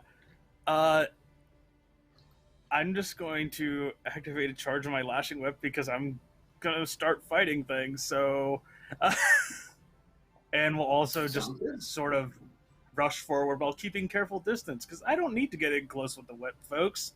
So, sounds good. So we have a charging Dayra. What else we got? Talvara and Pox are both going to take fast actions because Talvara's weapon has reach. So Sure, since she stopped a few feet from him, she can just swing at that with that great axe. Mm-hmm. Sounds good. I will also be taking, and because whips have a reach of +2. Am I within range that I could just whip them? Yeah, I mean, you put reach on your weapon, you're fine to do that. Okay, yeah, then yes. I'm just gonna take a fast action as well. Okay, we got 2 PC fast actions. I got Dayra charging, so she's taking a slow. Pox is taking his. Pox is also taking fast, so 3 PC fast actions. 3 PC fast actions, 1 PC slow action, 3 NPC fast actions, slow actions. Sounds good. PCs go first. So which one of you 3 would like to go with the first? Ooh. I'm gonna have Pox take the first swipe since he's right behind him, if that's okay with everybody. Sure. No, I'm Cute perfectly chill with that. little tiny pangolin, just like claws come out, and he just slices straight at like the Achilles tendon. Is it 1 boon? 3 does a 17 hit? It does not. Okay. Sadly, that's it then, because I think his trait only takes effect if it hits. Mm-hmm. Okay. All right. Who's next? Spence, do you want to go, or do you want me to take my swing? I'll go. Okay, so let's see. Attack roll with a boon. Full cocked. Not much better. I can do numbers. That's actually no, that's not gonna hit if I'm looking at that right. Nope. That's gonna be a 17. Nope. Cool. Yeah, that's my thing. That's my one. Mm-hmm. All right. Talvara? Yeah, it's not gonna hit. That's a whole 7. Woo! Oh boy. Oh boy. Let's start strong. Let's do it. We got this. This is fine. This is fine. Silphi took all the good rolls. This is okay. All right. So Talvara comes in with her axe, and he deftly kind of moves him to the side a little bit and responds with his own axe. His axe also has reach. Yeah, he's like super big and wielding a very, very large weapon. Okay. With just double two of checking. his 4 hands. Saying Homeboy's got 4 arms. Homeboy's got 4 arms and can wield 2-handed weapons on one side of his body. That is the advantage of that. He isn't actually wielding an axe. He's wielding more of like a sea fishing spear harpoon looking thing. Ooh. Looks like he might have fixed it into some sort of halberd / harpoon that he uses to fight people with. It's very barbed and not fun looking. It hits because I rolled a 20. I need you to make a poison check with 2 banes. Because I am a survivor, I have endure, which means I have a boon to resist afflictions. So I only have to make it with 1 bane. Mm-hmm. Oh yeah, that sucks. It affects no matter what. Yeah. All right, so you now have the poison condition. He does, because he hit me though, need to make a strength challenge roll. Sure. Just a regular strength challenge roll? Yeah, that's all it says, is makes a strength challenge roll. He is fine on his 10. He will also I deal... figured. He will also deal 11 damage to you with his big spear. Ooh, okay. Ow. I'm going to use a triggered action to shake it off, which allows me to heal to my equal to my healing rate. And then Rax will also get that healing because my bond mates also heal when I heal. So even though he's not in this fight, he's looking a little bit better. It's important for him. Yeah. It is important for him in the scenario. All right, Dayra's slow action.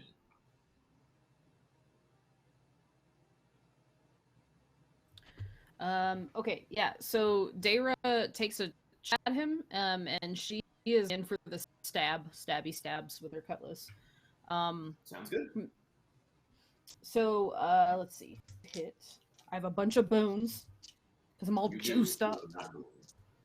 I think you have 3 if you're attacking with your cutlass. Yes, I do. Let's see. That's my... 16, 18, and then I also, what's that? That's not right? Yeah.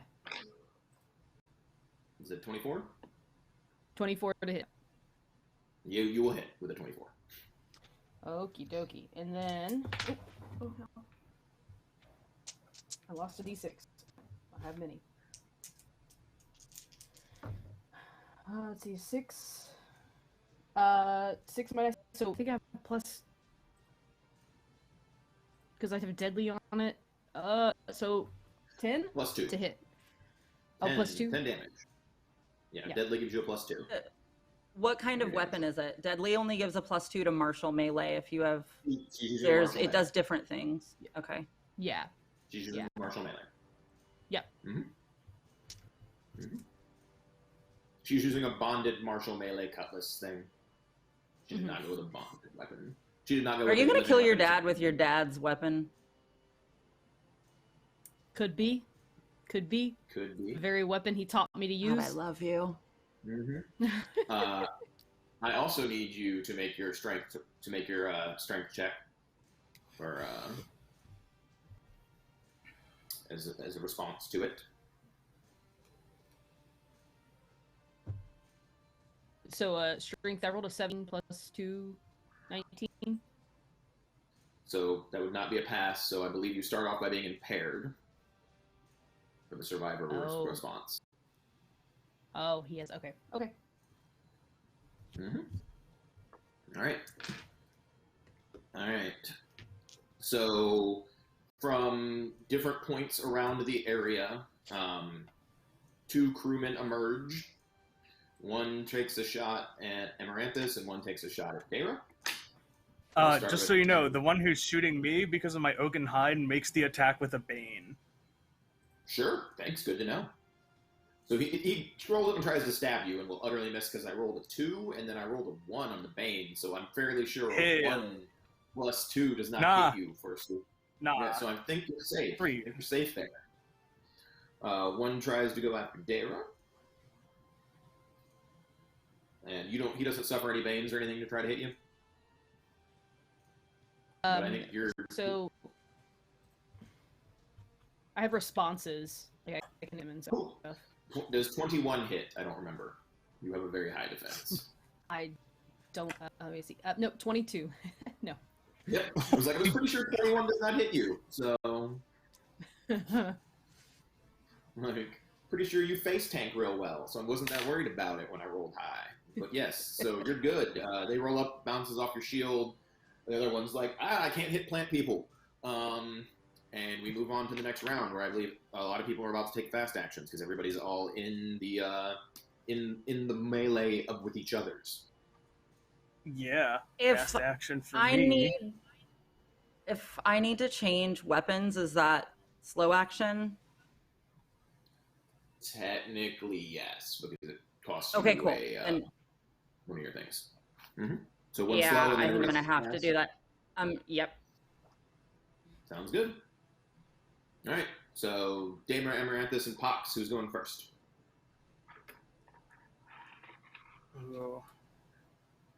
Fox will make his attack. Go ahead, roll for Pox's attack. He does not hit again. Okay. Rolled a natural 1, everybody. That's a whole whopping 7. There you go.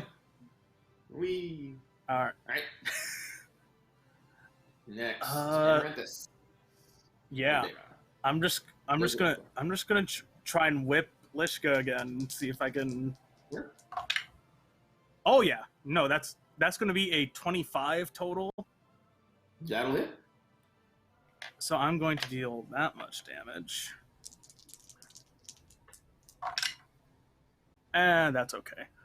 +2. 8 points of damage to Lishka. Okay. Sounds good. Yeah. All right. There's my fist. Dayra. Alrighty. I'm gonna own him again. Mm-hmm. Let's see. So 11. I don't think I hit. So 11, 12, 13. Doesn't hit. Nope. All right. Pirate number 1 on Amaranthus with the Bane. Yeah, buddy. Whiff all day long. Pirate number 2 on Dayra. That'll whiff. Yeah. Big man will respond to Amaranthus. With a bane. 17. Yeah, 17's one over. Okay. I need you to make your poison check. Yeah, and you said that's which stat again? It is a it's just a strength. It's a strength with 2 banes. Oh boy. Yeah, they're probably gonna get poisoned unless I roll super high. Mm-hmm. Yeah, it's not gonna matter.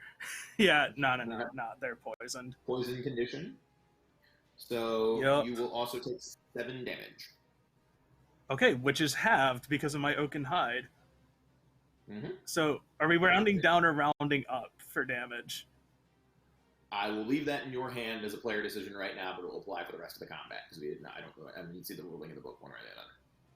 Okay. What would you prefer? Well, in most systems, in my experience, I've seen rounded down. Mm-hmm. So we round down. That'll be. Yep. Mm-hmm. Huzzah. All right. I do not take that much. All right. And then we have Talvara with the slow. So Talvara's just gonna put her axe on her back and pull out what looks like a sword made out of like an animal's tooth, but it has a gleaming red edge. And then as well, if I don't know if I can do both of these, she was also gonna pull out her shield. Sure. Can I do both in one go? Okay, cool. I assume that's my whole action to do that. No, you still have movement or whatever. I can still attack. Oh, okay, cool. I can. Move. Can I still attack? Oh, I can still move. Okay, charge, she's gonna just close. Well, you Wait, could what? charge, I'm which sorry. means you could charge because you can attack with a bane if you're charging.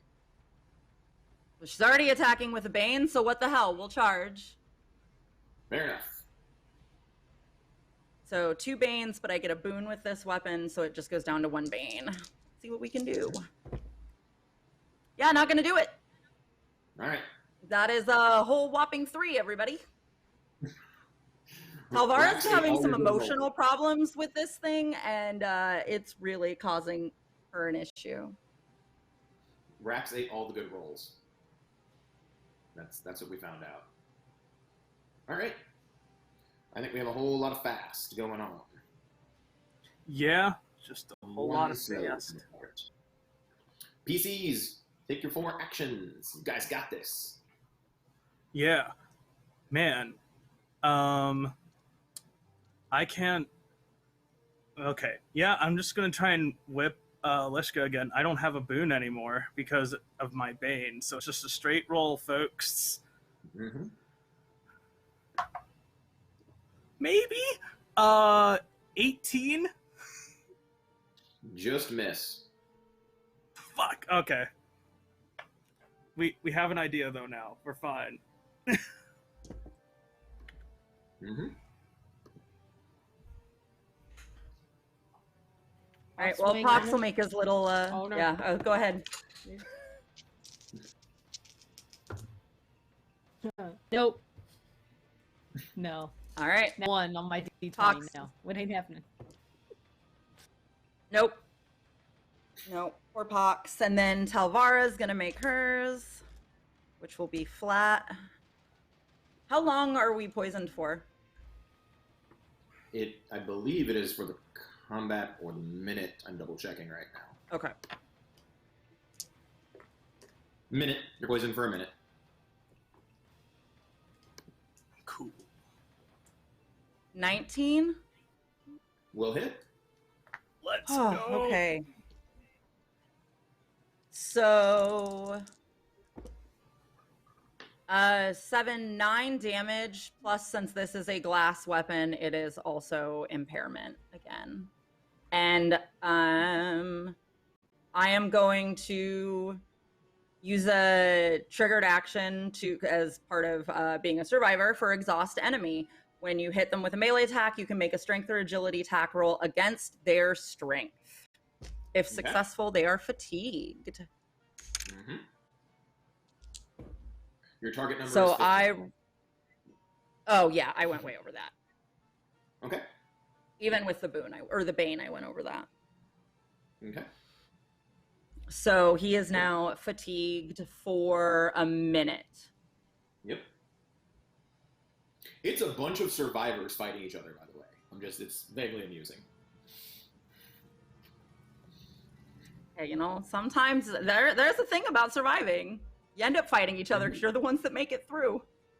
Yep.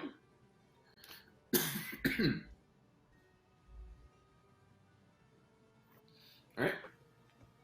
He will use his thing to heal.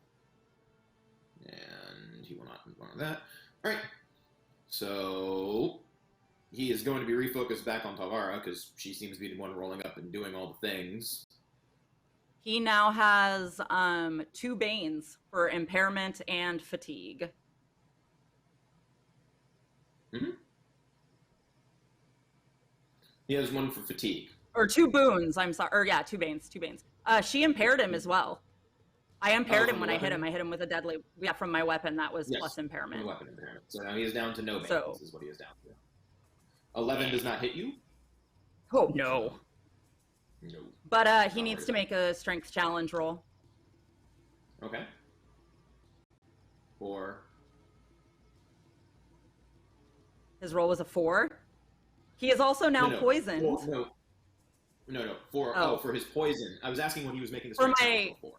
Oh, I'm sorry. For my poison touch armor. Is there any bane involved in that or no? He's making challenge rolls, so it's still the 2 banes from impairment and fatigue. No, not an additional third one. So he's good right now. Because I rolled the 1 bane he is suffering from. So he made a 10 on flat. So there you go. You and your poisonous armor. Unhappy about that. Mm-hmm. There you go. All right. Don't touch me. Yeah, basically. Pirate number 1 on Amaranthus will whiff. With a bane. Huzzah! He whiffs. Pirate number 2 also whiffs, because I'm now hitting all the low rolls as well. I'm like 5, 5, 6, 6, 7, 5, 6, 7. Just a bunch of misses. Yeah, it's like whiff, whiff, whiff, whiff, whiff, whiff. There's a lot of breezes flying around here. Everybody's very cool on the ocean right now.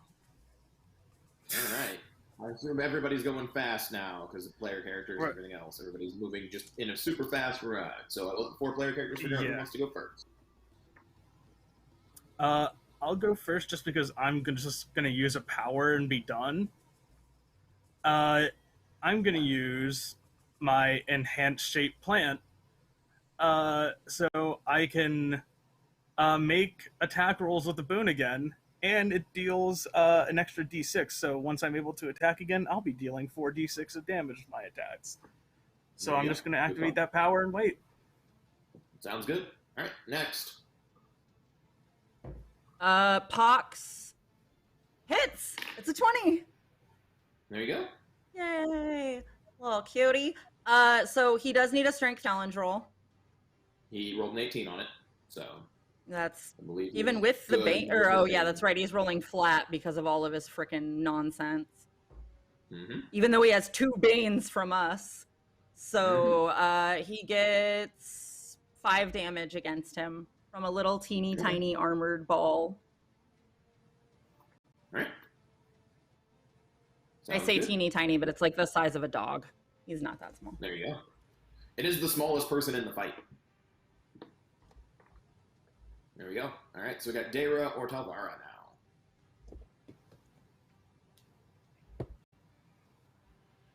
now. Talvara got a 23. Nice. So if they get hit again with a weapon that makes them impaired, it doesn't do anything additional, does it? Just resets the timer on it, from my understanding. Oh, okay, cool. And that is another 8 damage. Okay.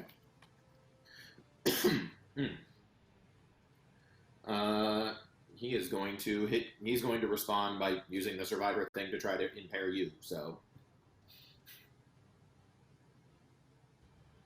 Target number is, because it's against my strength, right? So you have 13. Correct. I rolled 20 on that, so you are also now impaired. There's so many things flying around. Everybody's like sluggishly swinging at each other all day long. All right. Yeah. So now I'm fatigued. Damn it.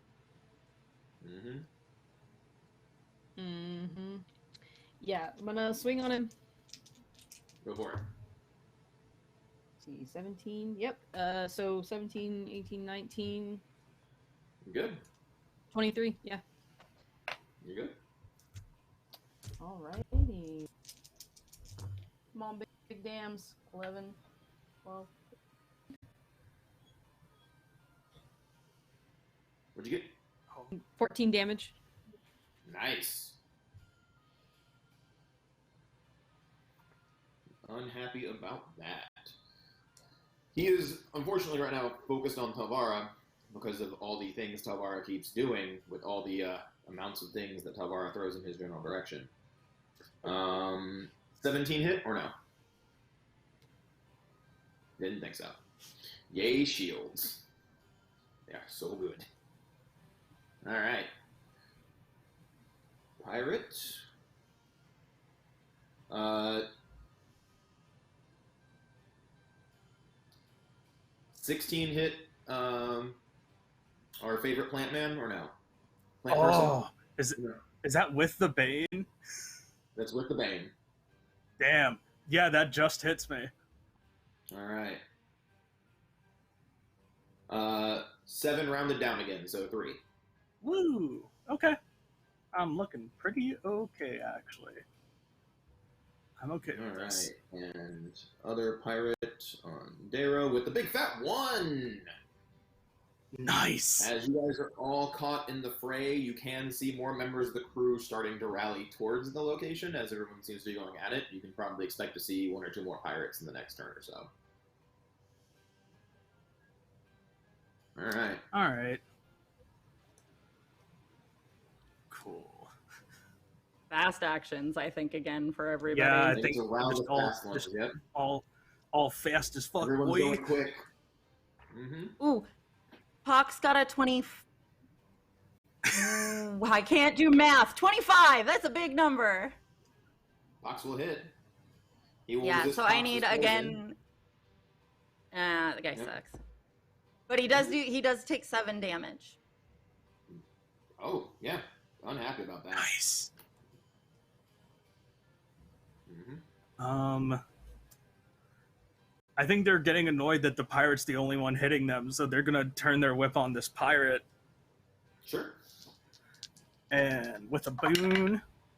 Aw, yeah, that's a big number. That's gonna be 19. You're good. You hit the little pirate. Yeah. And how much damage do I can do? Whoo, boy! That's a lot. That's 2 6s, a 5, and a 4. So that's going to be, hold on, 21? math.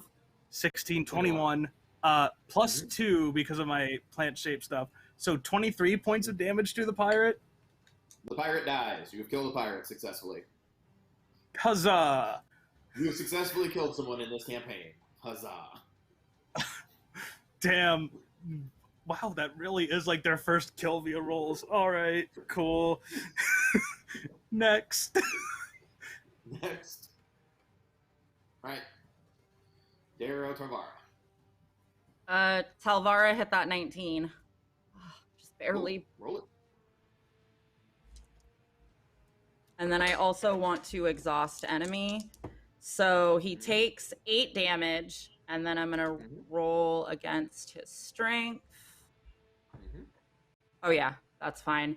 So because he is impaired and fatigued, he takes an additional 1d6 damage, and he's frightened for 1 round because of demoralized. So he takes an additional 1 damage, and he cannot take fast turns any longer for the next minute, and he has another Bane. So we're at 3 Banes, and he can't take fast turns. Correct. Screw this guy.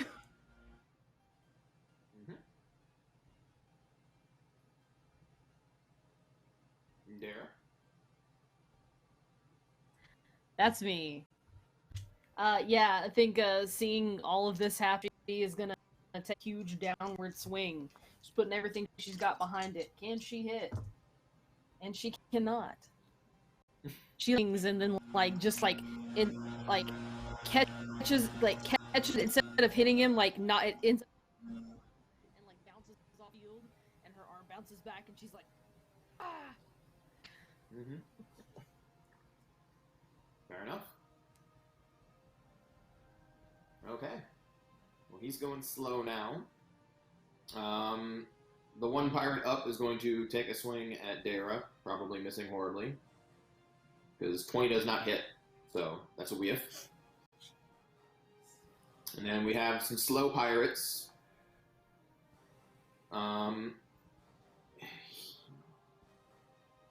The captain will turn away from the person he's now frightened of, because he's frightened. Because that's, what you do.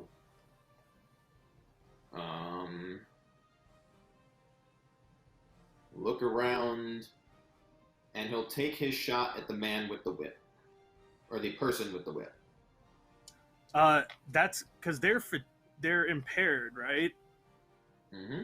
They're rolling with 2 boons. That's gonna be an attack. Banes. Yeah, two Banes. Let's go. 3 total Banes because it's impaired, frightened, and fatigued. So it's 3 total Banes against him, which reduces it down to 2 total Banes because he was getting 2 Banes for everything he was doing, or 2 boons for everything he was doing. Nice. Still 2 Banes. Still hits. Yeah. His to hit I must rolled be a nuts. 20. He has a 5 strength. I'm the highest Bane I rolled was a 4. Fuck. Yeah. Yeah.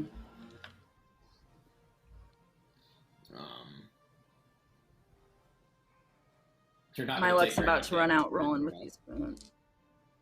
Yeah. You will take 3 physical damage. Nice. Which is rounded down to 1, but you Nice. will take 6 poison damage.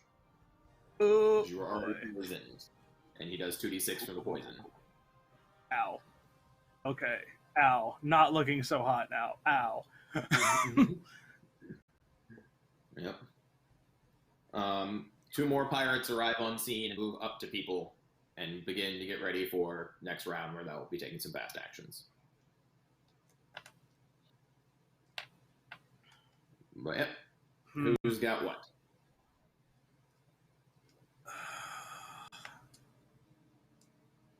I'll let other people say what they're doing because I need to think.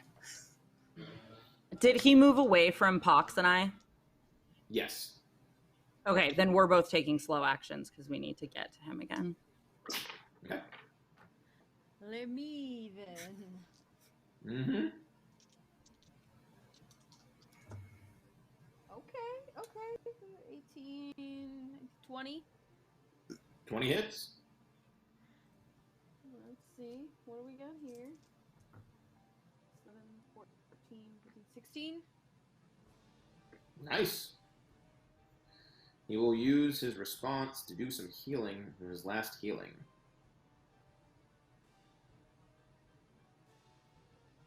Not looking hot. All right. Cool. He's also only frightened for 1 round, so he's not still frightened. Ah. Oh wait, yeah, he's a survivor too. He knows. Yeah. Yeah, I mean, I got a decent chance of hitting him. And he said he wasn't looking super hot? Not looking the best. Not looking hot in compared to how he started. Cool. I am weighing options. Hold on.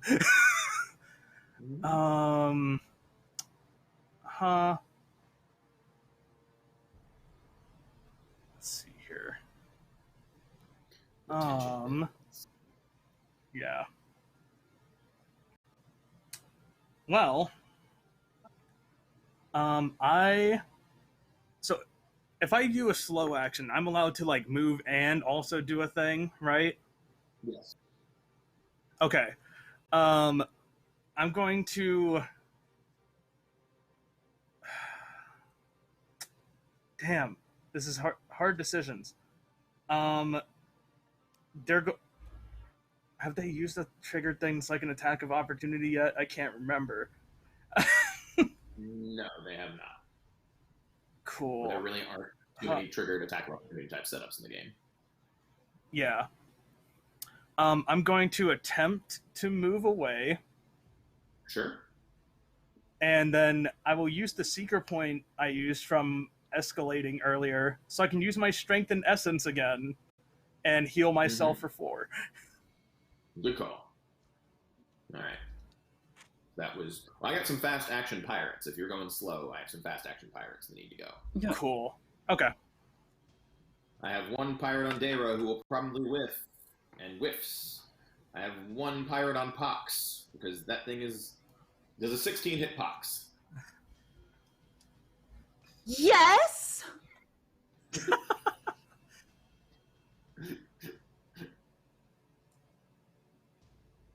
Pox takes... It does need to make, and he needs to make a strength challenge roll because he hit my poisonous pet. Well, he rolled a 16. Well, fine. He's fine then.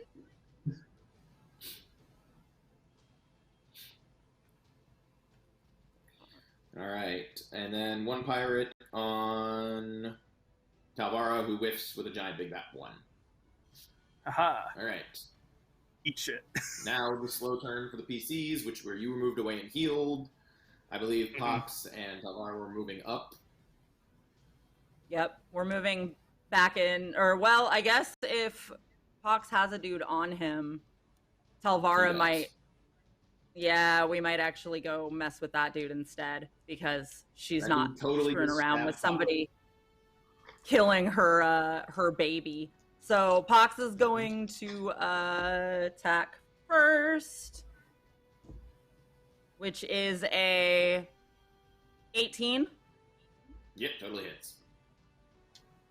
Yeah. So 7 damage and another strength challenge roll. He failed. That guy's poisoned. All right, so he Huzzah. takes an extra 1d6, and he's poisoned for a minute, so he takes 5 more damage. And then I am going to also swing at this guy, because screw him, that's why. He hurt my baby. That would be... Oh, wait, I have one. Since I have 2 Banes, it's actually 1 Bane. 19. That hits, for sure. You're fine. You totally hit this guy. Yeah, so 5 damage plus He impairment. dies. He totally dies. All the extra pirates have a whole 10 hit points because I don't want to be here. Okay. That's what they were designed. They're designed to be And then allies. I'm going to use my triggered action to heal. So Pox and I both get some healing. Sounds good. And then then Pox and I will both move up. Sounds good. All right.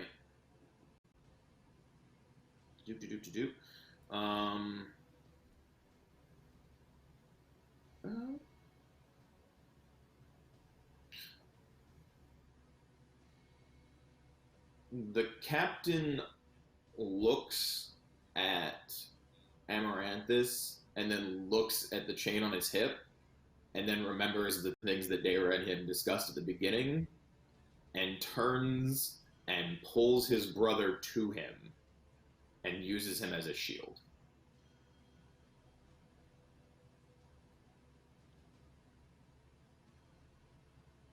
I always knew you were a coward, father. But this is low. Like you said, it's a family affair.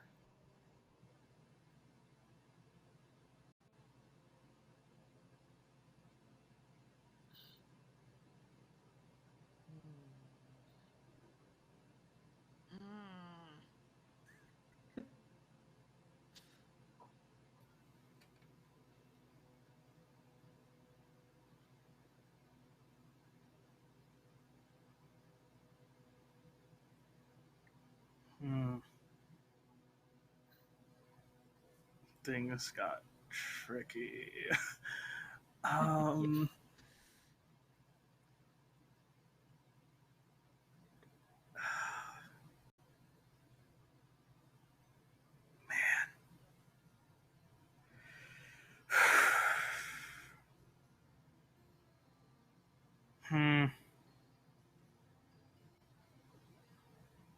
I guess you two are contemplating. I don't know if Talvara is contemplating.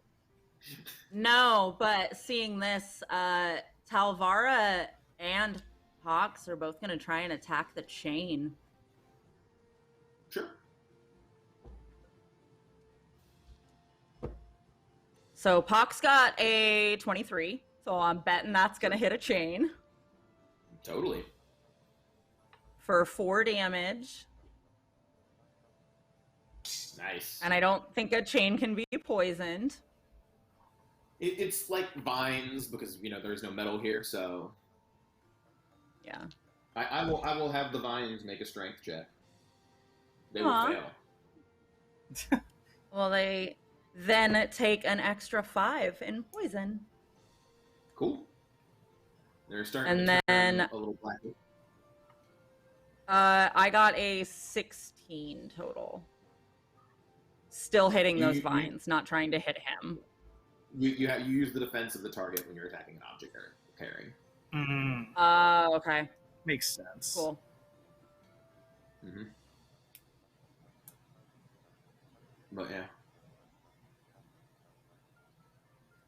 Yeah, Dayra's gonna sheath her weapon, put her shield to her side. Mm-hmm. She's not losing another person. She's not gonna even take a chance. Now, we can talk about this calmly. We can.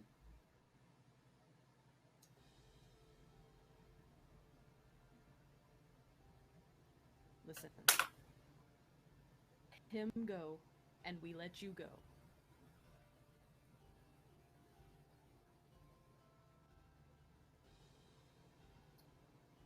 That can be doable. So the question is, are you guys going to stall and attempt to attack, or are you going to stall and actually let him to go, or are you going to stall and let everybody else join back up with you in the situation? Ooh. I'm not letting I like him the... go. That's never my Talvara will absolutely never let him go anyways, so there's no chance he's going to get away. Sounds good. I wanted to make sure if we were stalling for a thing, or if we need to bring the other players back into the scene. I think stalling for everybody else would be. Yeah. I think we'd want everyone else helping us at this point. It would be real useful. All right. Well, then I will reintegrate stuff here real quick in the last couple minutes of this game. Rin brings out her uncle's corpse. Silphi gobbles it down super quick because it's in the last couple seconds of him being usable. The bodyguard looks real fucking perturbed by the soul sucking. Doesn't really know what to say about it. You can leave now. Bye-bye. I don't need you anymore. Just throw some money at him. Like, he bounces at that point in time. Like, he just leaves. He's like, well, these people eat souls. I'm out. Like, I don't need to be here. Mm-hmm.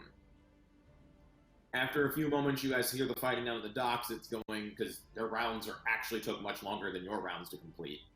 Because you guys move through your combats a little bit quicker. There's probably about 8 pirates and the captain. The captain has Amaranthus' brother in front of him as a shield, and it seems that Dayra has put away her weapons and seems to be kind of negotiating as you guys come up on the scene. And that's what you kind of see. The captain does not look like he is in good shape. Nobody here looks like they're in great shape. Everybody's breathing pretty heavy, trying to recover. I don't think anybody's gotten away completely unscathed except for Dayra, but Dayra's looking a little off because Dayra's probably coming down right now. So Dayra's going to have to get high again to get back into the swing of things. Who looks the worst from our team physically? Probably Amaranthus. They have taken 9 damage. Healing. How much? I'll check. I just know I have healing. It's just healing. I just like walk up and like heal. Like, you totally like probably accidentally smack them on an area where they've been attacked, and they're like, ah. I'm trying to find. Like, not like just straight up walking up, just sort of like. Sure, Ring can get a place on a roof. That's totally fine. So. Go ahead. So as you guys kind of stalled for everybody to meet back up, you can see the blue shark kind of in the distance. It's still a ways away, but it looks like they're slowly getting control of the boat again. So you guys probably have 3 or 4 minutes before the boat, is back under control and might be headed back this way, and then you're kind of in a bad place. The healing is your healing right, by the way. Okay, cool. Bamf. So That's nice. So I heal 4. Neat. I can talk to both of my pets telepathically. Sweet. While Dayra is doing this negotiation thing, once I know that Rax is real close, I'm just gonna tell him to kill this guy and just have Rax like straight out just fly in and just start trying to maul him. Oh boy. Oh boy. Good. We don't know this is happening. Nifty. So I will give about a little bit of RP here, and then we'll go into Rax getting back at it. Everybody who had like minute-long things, go ahead and remove minute-long, like. Yeah. There's my charge. So there's my charge of lashing. That charge is gone. Yeah. Everything else is actually still up, so that's nice. So you're gonna have to pop some more charges or do some more things, but it's been a little while since they came out in the negotiation and Rax got close, so. But yeah, he's like, sounds good. You want the kid back? It's fine. I'll do you one better. Trade me. Me for him. Sure. When the ship gets here, you can walk right on board with us.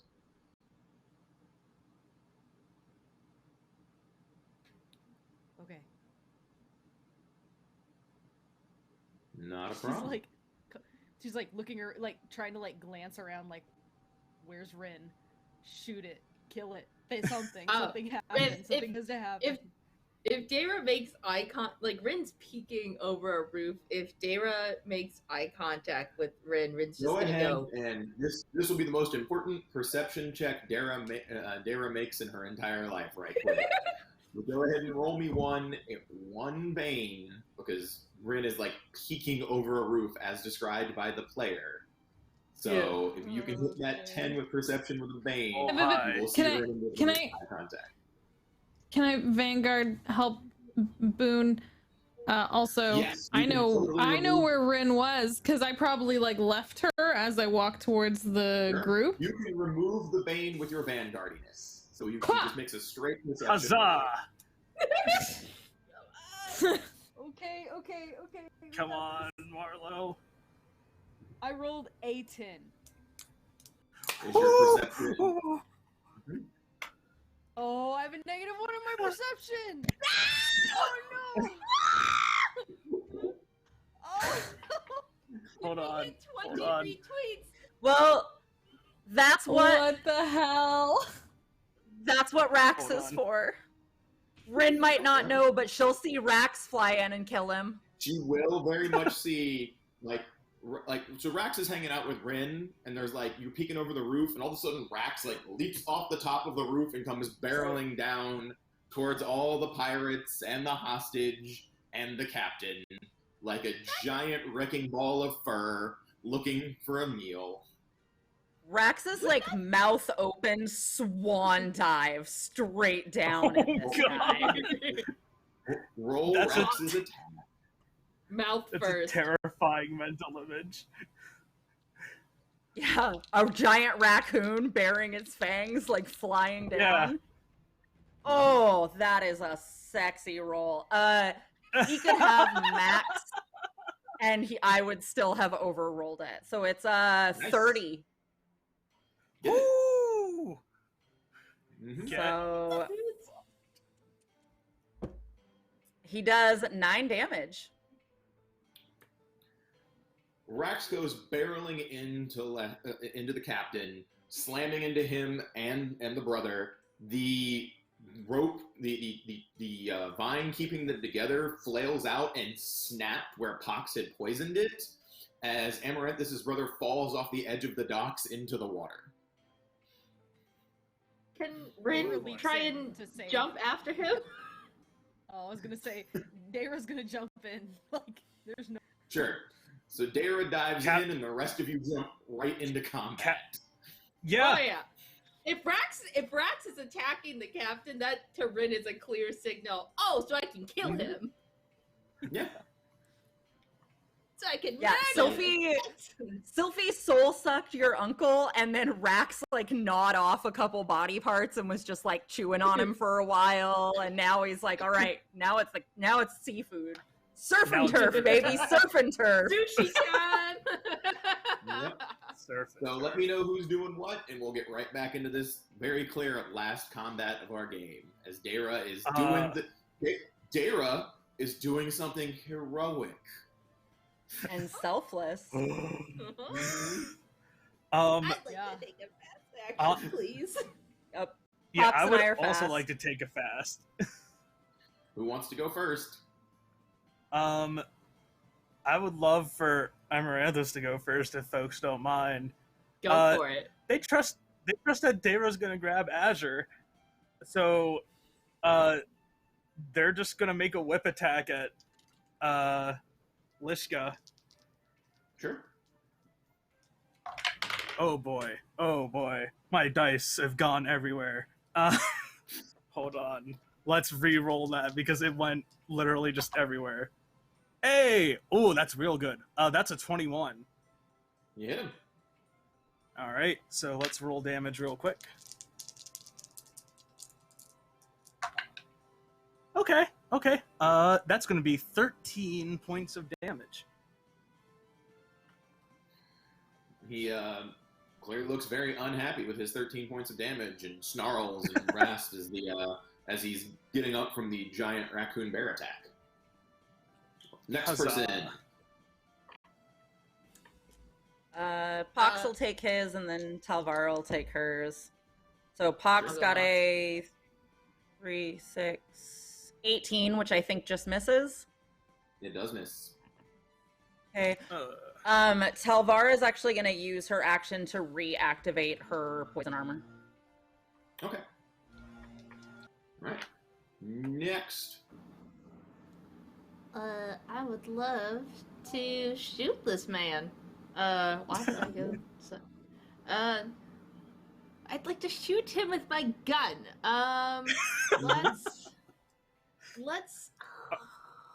do you got that charge of Heartseeker left? I have many charges of Heartseeker left. I'm not 7. Like, Yeah, Rin's new weapon was like, I want Christ. all the Heartseeker charges because I would like to almost die recharging my weapon. yeah. All right. So let's just start blasting. He doesn't. I'm going to exploit weakness, so I can have 2d6 extra damage, even though I'm rolling with the Bane. So hopefully I'll hit. Mm-hmm. You rolled I don't know really if low. somebody wants to help you with that. Silphi, you want to? Oh, yeah, sure.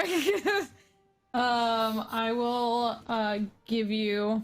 I was gonna add 2 things anyway. I will use a triggered action to give you vital advice, which it gives you 1 boon and an extra d6 of damage if you hit. Rin needed more. Darby, you officially scare me with that kind of laughter. Oh my god. That is a cackle. Like, my witchy self has nothing on that cackle. Oh my god. Let's go with this sweet, sweet 20 to hit. Yeah, Oh my that'll hit. god. Okay. I don't think you can deal less damage if you rolled like a 1 on every dice. So feel free to describe what happens, because there's not really a cinematic scene as once again Rin takes another life, as that is what Rin does. Yeah, Rin will just push herself off the roof and sort of like roll through the air and then just go, I am so sorry. I have forgotten the name of Talvara's sibling and Dayra's the friends who died. Chris. Their name is Chris. Chris. Thank you. This is for Chris, and just blasts it out. Like, Yep. you broke our And hearts, once so again, we we break have a very yours. We have a very familiar scene of that tiny entrance wound, and then the back just kind of missing after that as it's turned into a fine paint mist, as the heart and everything around it explodes. Is the Silphi crew gonna does- go eat it? I'm so full. Unless you really need me to. I'm like too full right now. Can Sophie's Dayra sitting on something just like 6 strain right now. can Dayra have I grabbed think- Azure? Oh no, go ahead. Sorry. Go ahead. No. I have some ability to knock it down a little, but I'm strained for sure. So go ahead. Can Dayra have just like, because she's so good at swimming, have grabbed Azure and be cresting the top of the water as she sees this from just beneath the water as her head is about I to mean, come not up. only is she cresting above the water, she gets caught in like the back spray of the blood as it flies across the water area. It kind of paints her as she crests with Azure. Yeah, perfect. And she sees this and she looks at Azure and just says, "I'm so sorry that you were with him for so long, but he's finally gone." And like this moment of like, this is all she wanted was that man dead, and she didn't even do it. She chose hero instead of getting her revenge. Yeah. Yes. And at that point in time, the crew kind of panics. They are waiting for the rest of the ship to get back, so my recommendation would be to get on your own boat and skedaddle before, another couple, 60 or so pirates show up and want to eat your face about their very dead captain. But I am happy for us to fade away from that and fade into a apartment scene that you guys can wrap up with, and then we can call it after that if people would like to see that as the very end of the show. You guys are good with that being the very end of the show. Would we be able but to you guys steal accept- the thing? What's up? Would we be able to steal the box that they left in the... Not unless you want to fight your way through more pirates. Like, Rax can just fly in and steal it. He is a size 2 creature. Rax could totally fly in and steal it. I will totally let Rax. Send I will absolutely. If Rin is like, I want to get the box, Talvara will just be like, get to the boat, no problem. And Rax will just fly. Love that solution. Love that solution. So Rax will get it. You guys will escape. You'll have to throw some artillery shots the way of onto the deck of the Blue Shark to mess with the crew more and startle them. And then you guys manage to make it back to Megalith, to the townhouse. You have, Azure, who I'm not going to portray. We're just going to say that he needs rest and food and nutrition. And basically, once he feels like he's somewhere safe, he will pass out. And the 5 of you, with all your cuts, scrapes, bruises, big box of mystery, and other stuff, have a little bit of time to yourself, and then we'll wrap in a little bit here. So enjoy your roleplay.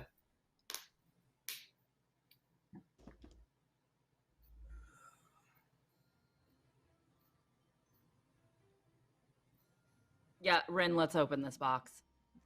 Yeah, I want whatever That's got to this happen box, right I now. want it. Yeah, What absolutely. were they actually doing? We need What's to in know. the And box? Talvara's strong as heck, so she's just gonna try and just break into it as quick as possible. That's puppy open. And so you find Rax's what appears to be another one of the door setups that you saw her uncle make and pass through.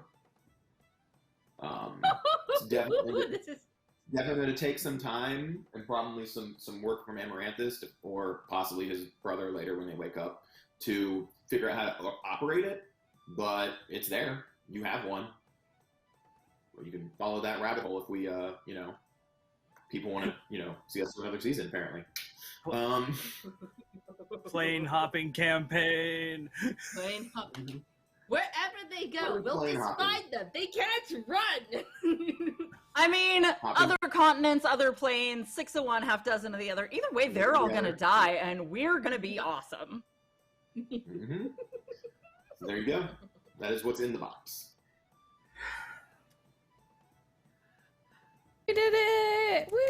We did it. We did it. We're a thing. Talvara's gonna look at Amaranthus, especially after their conversation before, and just stare at them for a second and be like, do you really feel better now that he's dead? I mean, Didn't Yeah. really fix anything, did it? Really, it did.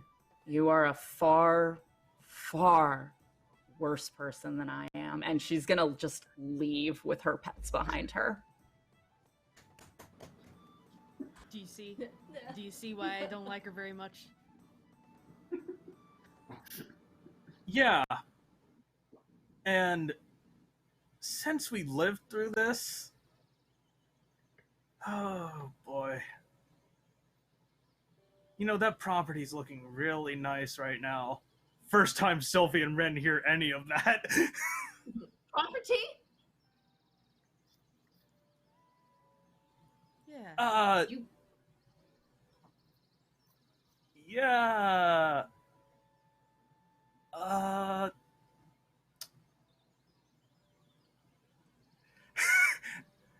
They're just a deep, deep shade of green at this point. Oh, did you buy a place to live with Dayra? Yeah, they did. Entire face, just like deep, deep green. That's so cute, young love. No, that's a hard It's time right on the break. shore. Yeah. Look, I thank you guys. I has been refreshing. And to get to the end and not even be the one who killed my own father, well, it turned out better than I thought it could. Thanks, Ren. That was your father? Oh, you were that. Yeah. Yeah. Dear old dad. See, my mom took me away when I was very little, and well, then she just don't know what about. I thought I saw her talking to a demon, and then I was alone. I was a kid and alone, so I looked for my dad, and I wish I never found him. Yikes, and I thought I had family issues. Well, well, he's dead now, so you don't have to worry about him finding you ever again. Right. Hopefully. Well, I spent so long looking for family that when I found it, it was absolute shit. But then I found this family, and now I'm much happier.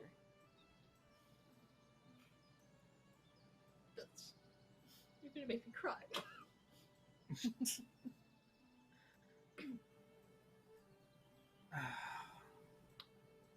Well, So, yeah. What do we want to do next? we have this magic door that can take us anywhere we want to go, apparently. If you does whatever it does. I don't know what it does. Well, They just look this at must it be and they're like, fixed a little. Maybe. honestly, looks over, I guess, down at Silphi. Just have your bugs eat the damn thing. Alright. Can't afford it, this even remotely coming close to the wrong hands. I mean, I think we all need a little bit of a break. You know, we've had a lot. She rubs her tummy. But, it's, you know, just give us a moment and then we'll get to that. Just. I feel like Silphi would hear a little voice in her head that sounds vaguely like Cherie going, Ame doesn't let us have fun, does he?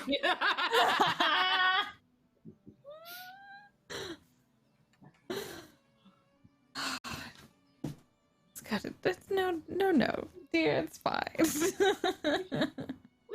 We should sleep for like 2 weeks. Like I feel great, because my uncle's dead, so now I'm going to take all of the things he owned and just give it to the working class, which he would hate. So I can't wait to spit on his grave. I don't want to go raid my family vault. What's in there?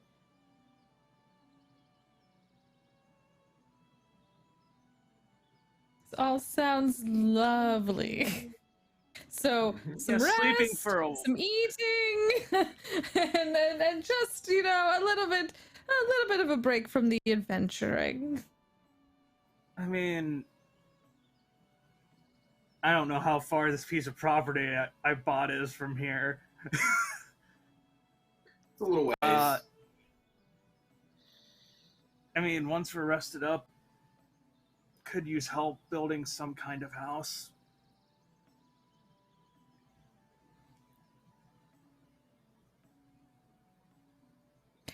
Do you need my hands to build it, or would some money suffice? Yes, if you would like someone to give direction, I'm there, for sure, certainly. But these little hands, like little buggy hands, not quite what they used to be. So but You I are can carry certainly- things, but not with my hands. It's gross, and I don't want to touch things. But I can she'll float something up in the air. I can do that. You need interior decorating, of course. that'd be too many ribbons, though. It doesn't have to be ribbons. It could be sashes. Streamers. Those are kind of. They're not the same, Amaranthus. And you need at ribbons, least 3 scarves, painting houses. tapestries, anything long and They need flowy. that flow. Yeah.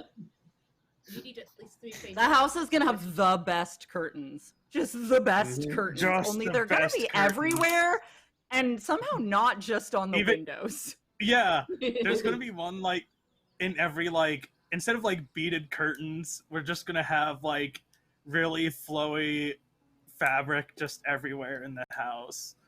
Less of And a it'll be house, more of a really big tent. Basically, yeah, that's a perfect way of describing it. And I think on that note, we can do some wrap up, unless people have anything else they would like to do. All right. Sounds good. Well, I'm going to start at the top for one last time with Bug Mom. Hi, it's me, your bug mom. Have you had some water? Have you taken your medicine today? Take care of yourselves. Bug Mom loves you. Anyways, hi, I'm Jess. I'm not Bug Mom. You can find me online at go_JG in most of the places online, unless they wouldn't let me have that. And then it's Jess or Go Jess or just Jess. That's me. But yeah, come hang out with me over on Twitch. I took a bit of a break, but I'm going to be coming back this week with lots and lots and lots of fun content. It's actually my 4-year Twitch anniversary, and in 2 weeks we're going to be having a whole weekend unbirthday party, because I don't like to celebrate my birthday. So instead we're going to have an unbirthday party, because that way anytime anyone tries to come in and wish me happy birthday, I'm like, haha, no, unbirthday, and happy unbirthday to you too, uno reverso, gotcha. So yeah, that's kind of the vibe. If any of that seems fun, come hang out with me on Twitch and Twitter, YouTube and TikTok, because I do all of that. And it's all nonsense, let's be real. Darby. Hi, it's me. I'm Darby. You can follow me on Twitter as @DarbyPax. My real human name, but really I'm just Possums in a skin suit. When I'm not here, you can catch me on the Critical Misses channel on Mondays for Kingsguard, ED&D 5th edition, Roll20 spot fun game where I play Arabella Chestnut, who is definitely not similar to Rin in any way whatsoever. When when not on the Critical Misses channel, you can find me on my own Twitch channel, Chaotic Pod. We do a variety of different things. We have a D&D 5th edition campaign called Hidden Magics. That's pre-recorded, and it plays usually on Tuesdays at this time. So if you miss seeing my face on Tuesdays, you can go there and see my face there, playing a totally normal human cleric. It's great. And I'm also there Wednesdays, playing video games. It might be League of Legends because I have an affliction and I must share it with the world. And I think that's it for now. Yeah. Because otherwise I'd say you can catch me here again next week, but sad. In any case, I'll pass it along. Down? All right. Yeah, I really love to go after Darby made it sad. Thanks, Darby. I'm sorry. Hey, I'm Gigi. That's OMGG on Twitter with a 0 and not an O, because some person who never uses it has my name and I will find them because I am like the Highlander. There can be only one. Or if you are old like me and loved C-Lab, there can be only none. And take that as you will. You can find me at my art studio. If you are in Seattle, Washington, you can come say hi and come see a whole bunch of weird embroidery and watch me hunch over like Bug Mom, staring into a little tiny light while I make little teeny tiny stitches. But when it comes to all sorts of fun TTRPG stuff, I am free. Please shoot me a message. Marlo. How's it going? I'm Marla. You can find me on Twitter at Marlon Bogwitch. That's Bogwitch with 2 G's. Not as cool as Snoop Dogg, but hey, we both got 2 G's. He probably has a lot more G's than that, though. Anyway, Yeah. So I am doing other things sometimes. I am on a podcast called Sins of the Father. It's a D&D 5th edition game where I play a young bard who is looking for her missing father along with 3 other children. Had to count them. The whole goal is to find their fathers remaining, and it's getting intense. We're about to release our penultimate episode of the first season, and it's gonna be crazy. I almost cried editing it, so know that. Also, I am every other Saturday I am over on Featherfall Tabletop, where I am playing another bard in another 5th edition game, but she uses despair instead of inspiration, and it's fun, and there's lots of creepiness in that one, so I like it a lot. It's good. Other than that, I don't think I have anything else going on. Things coming down the pipeline I can't talk about, but that's okay. So hit me up if you like, hey, I like what you did there. I'm always looking for more new stuff, but don't tell anybody, my family, that, because they will murder me because I'm doing too much already. Thanks. Last but not least, Spencer. Yeah, I am Spencer at Spencer DVA. I have been your campaign's resident Thembo for this. I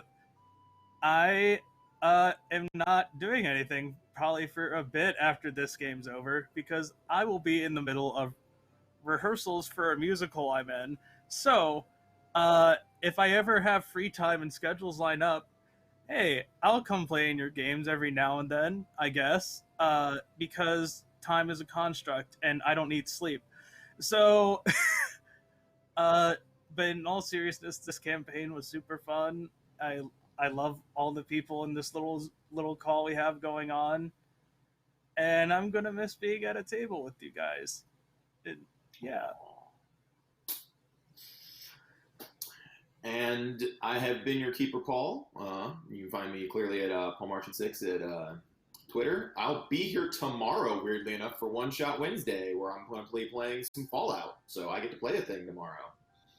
But I am also looking for things, and if you would like to schedule Gigi and I together so we can torment people, we're down for that. We are. We would like Preferably emotionally tormenting, please. We're better. We'll take whatever we can get. But emotional is preferred. But for the last time, it's been a pleasure, and we'll catch you on the flip side.